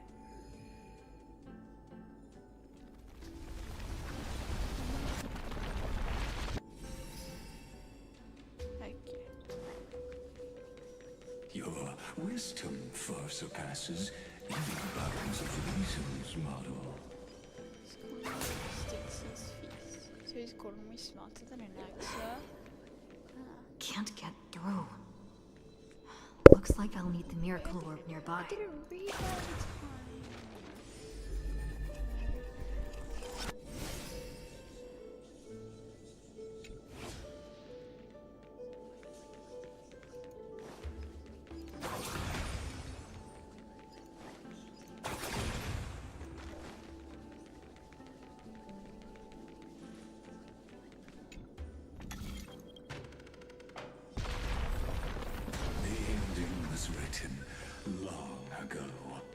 Even you cannot rewrite The sisters and their mother raised just their like cups, this poor and the beings in the land danced along.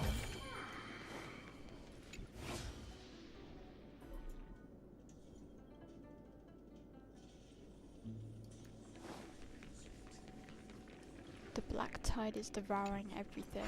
Electra! The fiends have gnawed my tail. I can no longer swim to the far seas. Electra! The black sludge This has is but soaked a my fleeting fins. junk. I can't dance with you anymore. Sisters, don't give up. Remember the Queen's promise of a feast in the city called Styxia. I haven't forgotten. It visits me in dreams every night. The sea sirens were corroded by the destruction and twisted into black-tide creatures. Electra swam alone, mourning her kin, searching for the pieces of the Chalice of Plenty, hoping to piece together the Queen's promised feast. To reach the Spirit Basin, I'll need to call upon the power of the Chrono Vessel.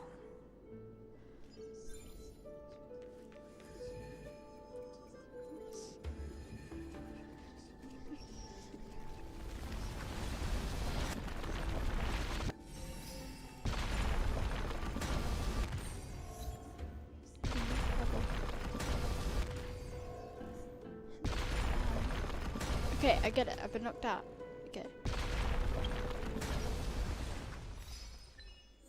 Pause an object to rerun first time using Onyx's pair. Because this priest always one which I wanted to brief him, but during exploration and before he gets shocked by collapsing chandelier.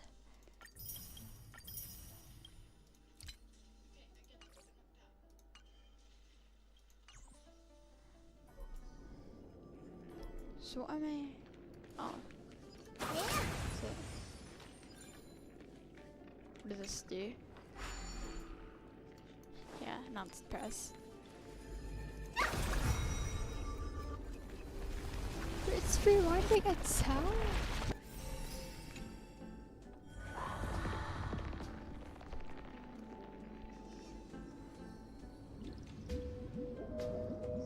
Oh, revived mother. My sisters are gone. Only I remain. The Chalice of Plenty is whole again. A lance of fury. Once the Chalice of Plenty was restored, the Lance of Fury surged from the River of Souls, and the gods reclaimed their duty to resist the Black Tide. What the hell is that? Freed at last from endless toil, Electra finally journeyed to Styxia's ceremony. I bore my sister's dreams upon my back, took on a graceful human form, and hoped to find a grand celebration on the shore. My fins became legs, my scales became skin, and the sea foam on my body became a shimmering gown. But when I stepped onto land, there were no festivals with honey brew, nor poets plucking harps, only silent death, drifting gently along the River of Souls.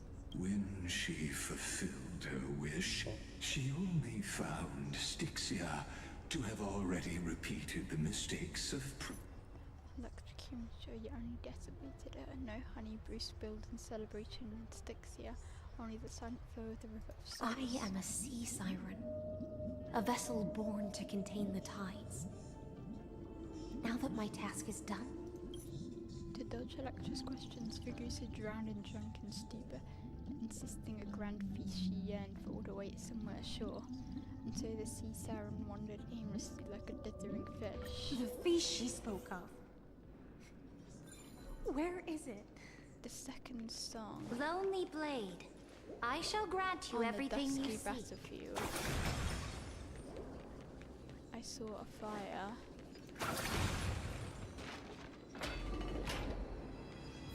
Why did you call out to me?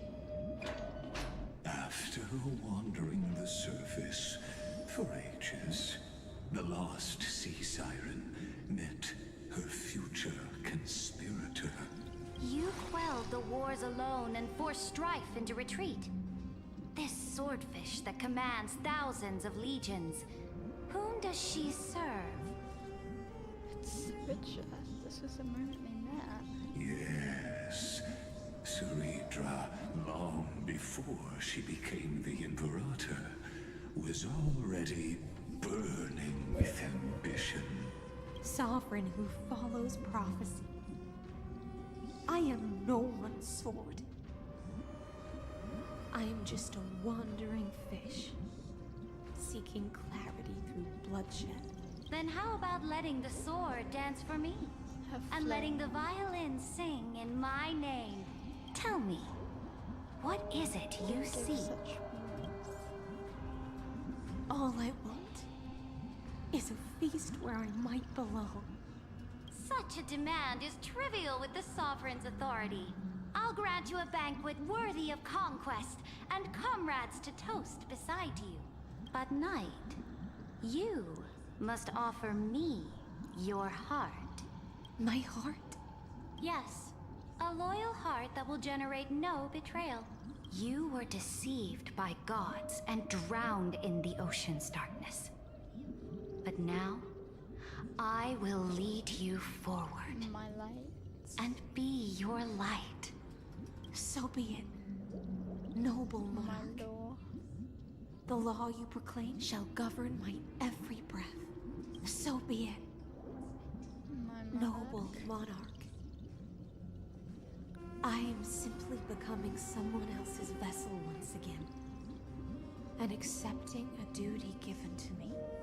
And thus, in her hollow drift, she finally found a new purpose.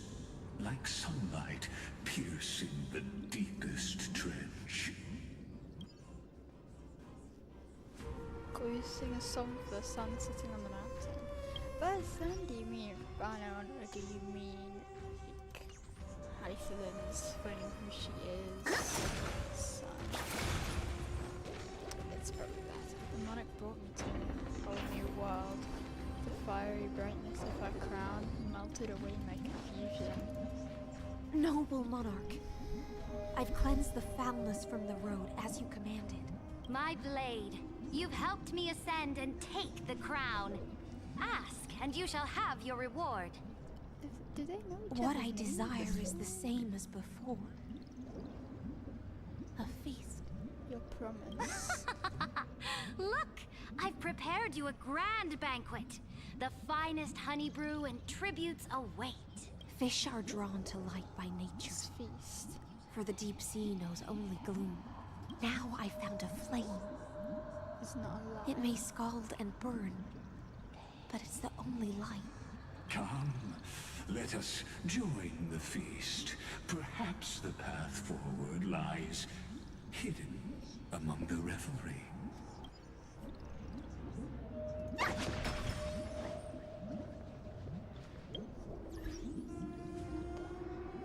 What is sugar? Do I just need to look at these? Oh. I'm getting frustrated by the red question mark.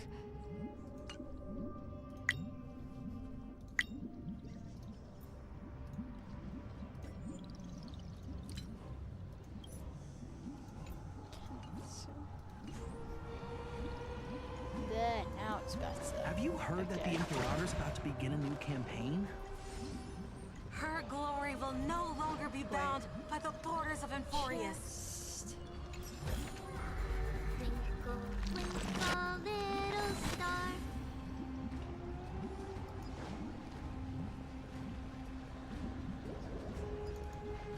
My faithful subjects, tonight's feast is not just for the past. It's a toast to the future! Born from our golden blood is an unstoppable colossus. Our iron beast to trample the universe! Great monarch. I've heard the To conquer universe the teems stars. with Can she great truly do this threats. without suffering harm? Can we truly remain invincible? Fear not.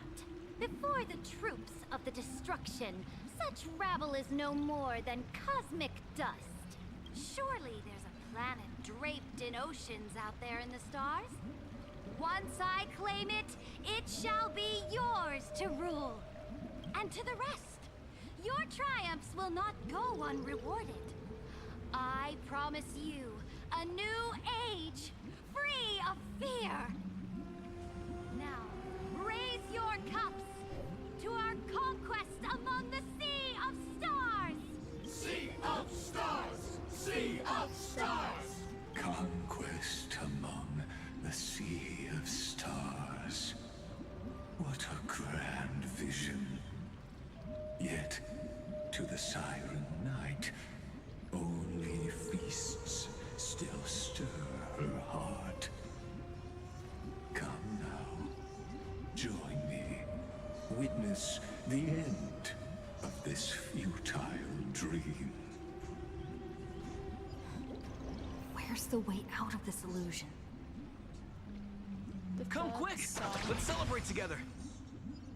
I've saved the finest Whoever brew. just- Come that guy taste who it with just me. spoke, the voice sounds so familiar.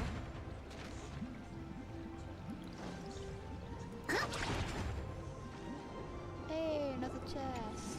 No, didn't even see that text. Nice.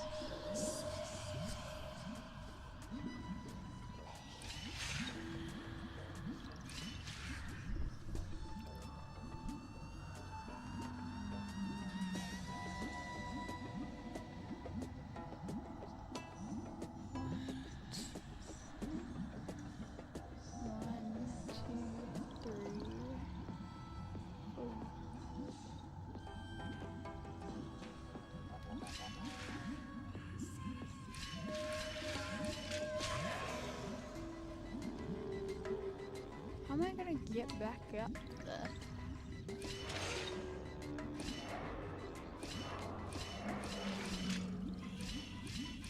Like this.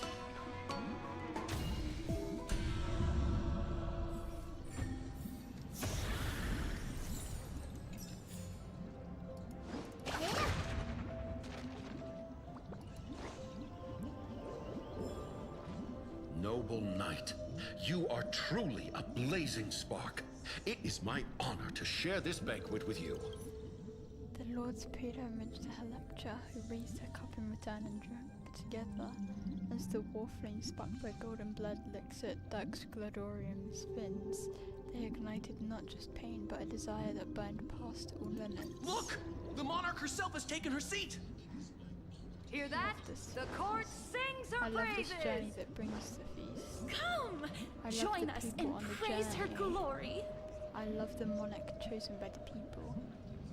One eye of hers sees glory, the other sees corpses. And yet, she cherishes the name of glory more than fear and death. As they say, the coward died 1,000 times before his end. But the brave face death but once, which gods stand witness. On the eve of war, we sang our hymns, and the legions will climb planets after planets flew the flags of her crown. Realm after realm was ignited by her flames of war. All eyes turned, all voices chanted, all banners unfurled. The legion rode the great beast and marched beyond the sky. When the stars and empire was born, suddenly Helectra turned to you, asking if you liked the ending. Indeed. Why?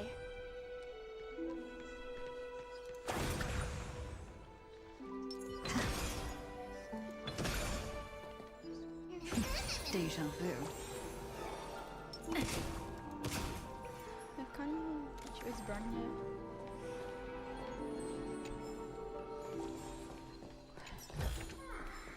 Indeed, I have long known.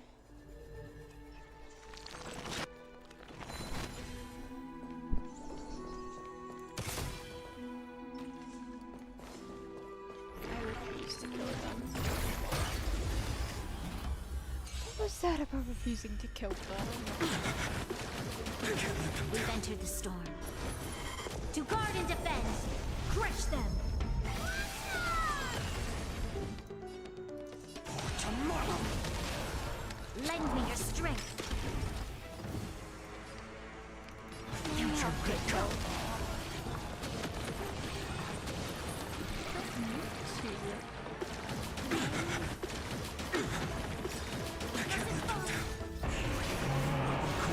Consume me!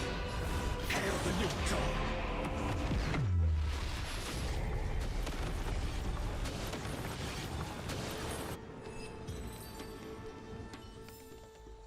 We shall take back what we lost.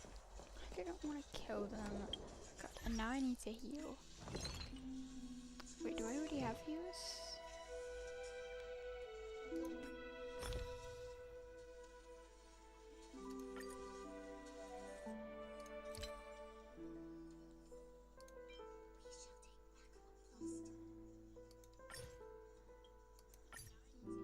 Can I name? Ah. Okay.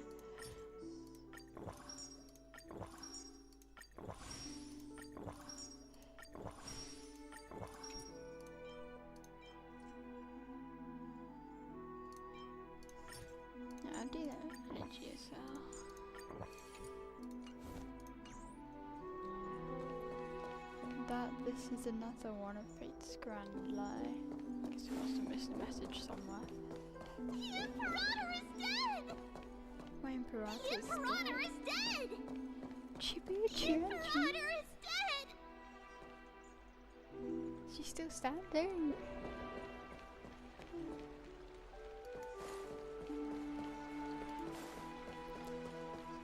She died. This is People once cheered for my ascension. And now they cheer for my fall. Is this a death scene? The cosmos. The battlefield that I cannot reach. She really died before her banner came. Before the Sovereign's conquest reached its end, her life and ambition had already been swallowed by the deep sea. This is the true ending. Her grand designs torn apart by the blade. Her regal robe soaked in golden blood. And the one who struck her down? Don't tell me. The one who struck her down. The killer. The killer is... was her most loyal Gladius. His sons killed Scourge. You killed him? I Why? don't need to explain myself. Well, you kinda do. A fish in a pond has no... I wandered the shore.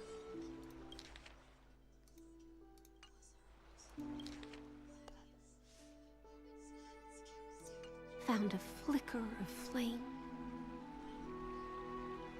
Only to snuff it out with my own hand. I don't understand. If the ocean's feast, the Imperator's dream, and even Amphorius's existence are all illusions, then what's the point of our journey? When the Deliverer returns, I will let this absurd celebration come to an end. But Greyfry, I can't help but wonder how I dearly wish this feast of the Flame Chase would never end. It seems she sensed your presence.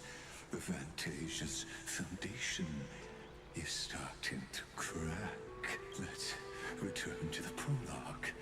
Remember the allegory of the cave? Can the prisoners in the cave learn to see the shadows and echoes for what they are, and stop mistaking them for reality? As you've seen, when she cast off her chains, finally turned to look around, and moved her legs, her reward was nothing but searing pain. The light will blind her, for the fire behind her had never once actually touched her eyes. Her legs will buckle beneath her, for she had never learned to walk forward. And so she fell into infinite but we in the cosmos, are we true the paths you tread, the eons? Let's leave that question till after the curtain falls. I, the Theoros, have walked the 30 million histories, born by Kozlana. 1,000 years is a mere atom in a grain of sand to me. Amphorius, compared to the cosmos, is but that grain upon a whole beach. I swore to bring an end to the erudition. Would I really let a single grain grind down my mind? No.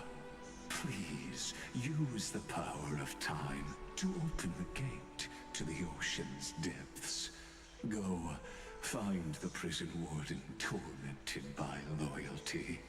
Find her, step into the world's vortex, and once there, end everything between us. That palace reflects the heart of the demigod of ocean. Intoxicated, stagnant. There, you'll witness the true beginning of the saga of deliverance. An ugly history, long buried by tides and shame. A staircase of apotheosis that the Imperator forged with the golden blood of 500 human sacrifices under the pretense of conquest. I'll wait for you at the heart of the world, but to reach the place, you must find the prison warden, lost in her stupor. Beyond this door lies the path to the vortex of Genesis.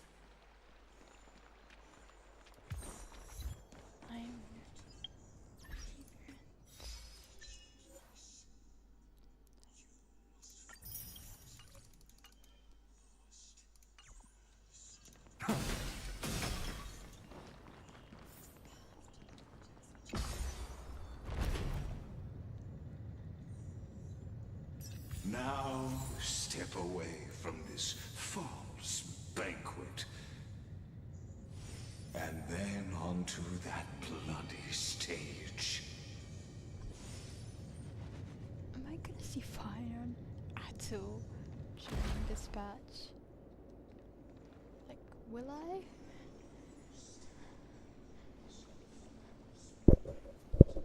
The palace that worshipped the ocean. The sanctuary.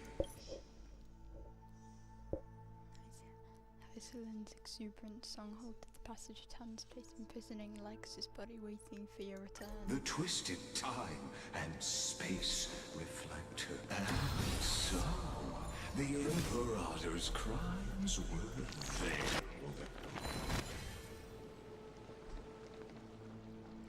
Stay away from Apollonius! This cup of honey.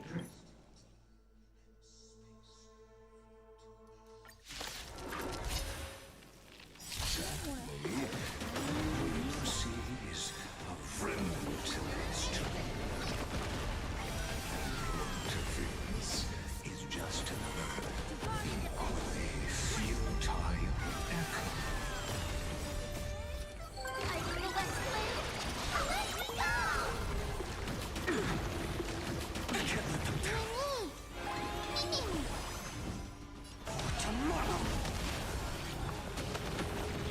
Lend me your strength. Existence is of no consequence. Future will come.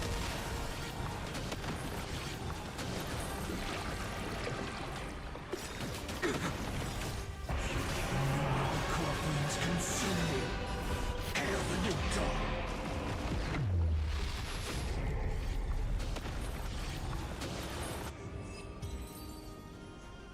Apollonius, look. Apollonius, look. I chased the enemy away. That's sad. I don't really care, if I'm being honest. Where's inventory? I am blind.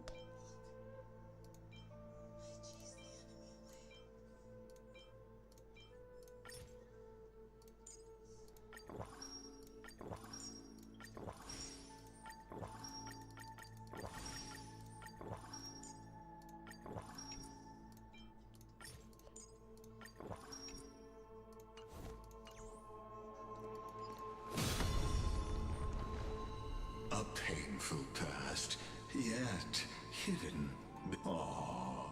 To discarded data. Relive the...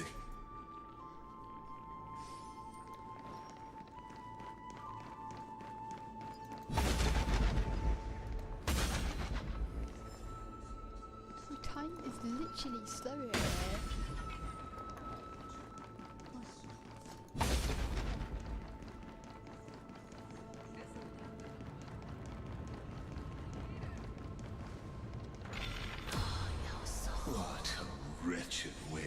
die. The Flame Chase army, devoured by warbling fish, never saw it coming. Dux Vigorous and Dux Vimalis collapsed, gravely wounded. The Flame Chase army was devoured by warbling fish.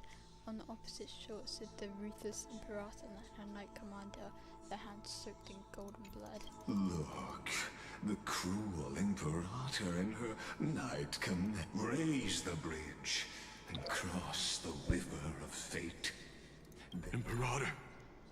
Imperator! Did you see my gallant deeds, Imperator?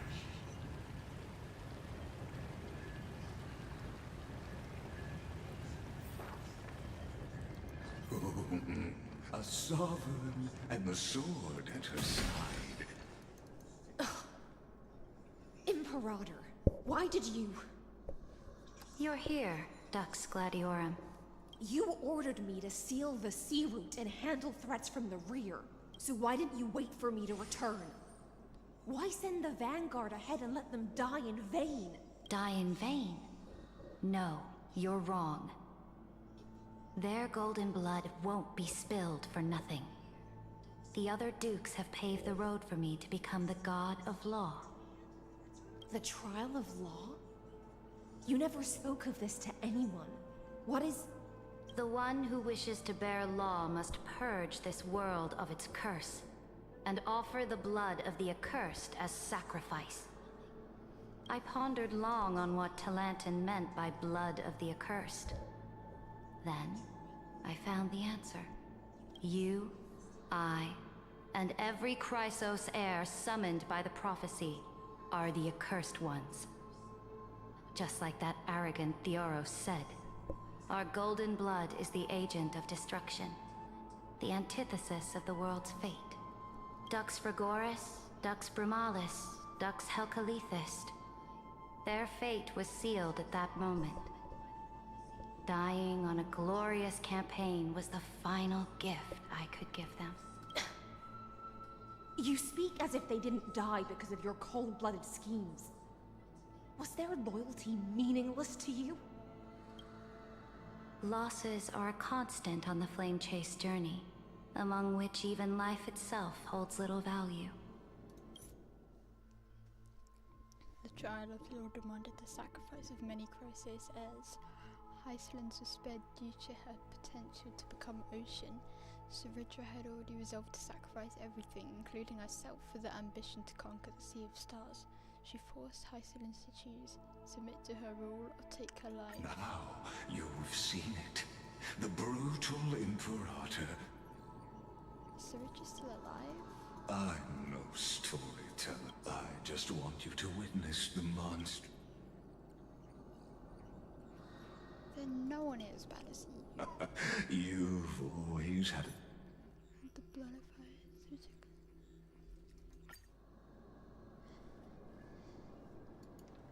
Alter space and time, find an entrance to the water. Is the path ahead underwater?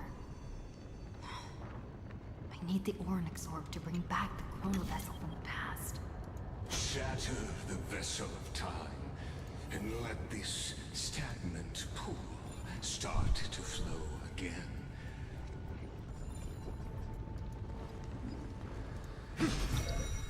This hidden gate leads to the vortex. Hurry now. The time of our reunion draws near, Deliverer.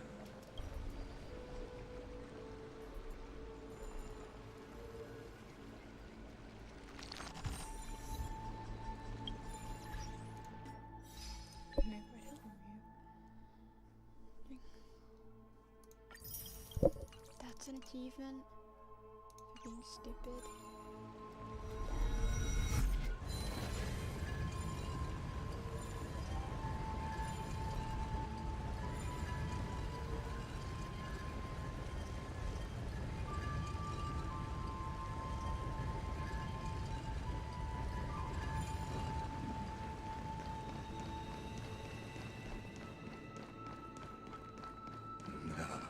This cruel journey will reach its end at long last.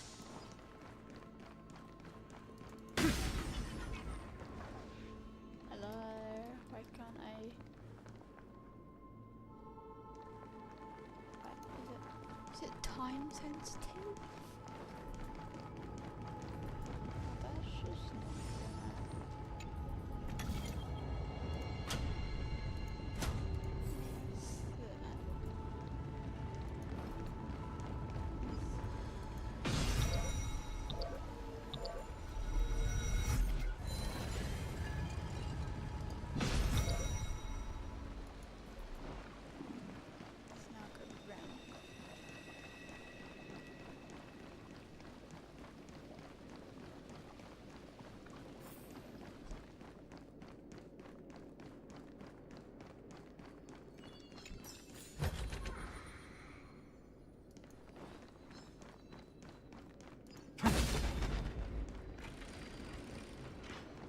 You've been silent a long while, Dux Gladiorum.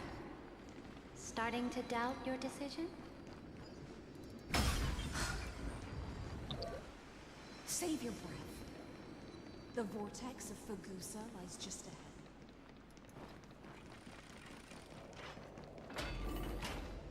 After the trial, there's nothing left between us. So you'll stop swimming toward the stars, Dux Gladiorum?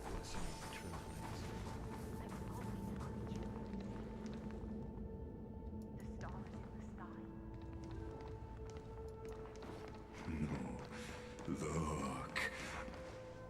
It was here that the prisoner, who thinks herself the prison warden, made her choice. Witness, listen, and awaken. Dux Gladiorum. I've lost count of how many times you've stood here over the past centuries. You talk too much for a prisoner like Kurgus.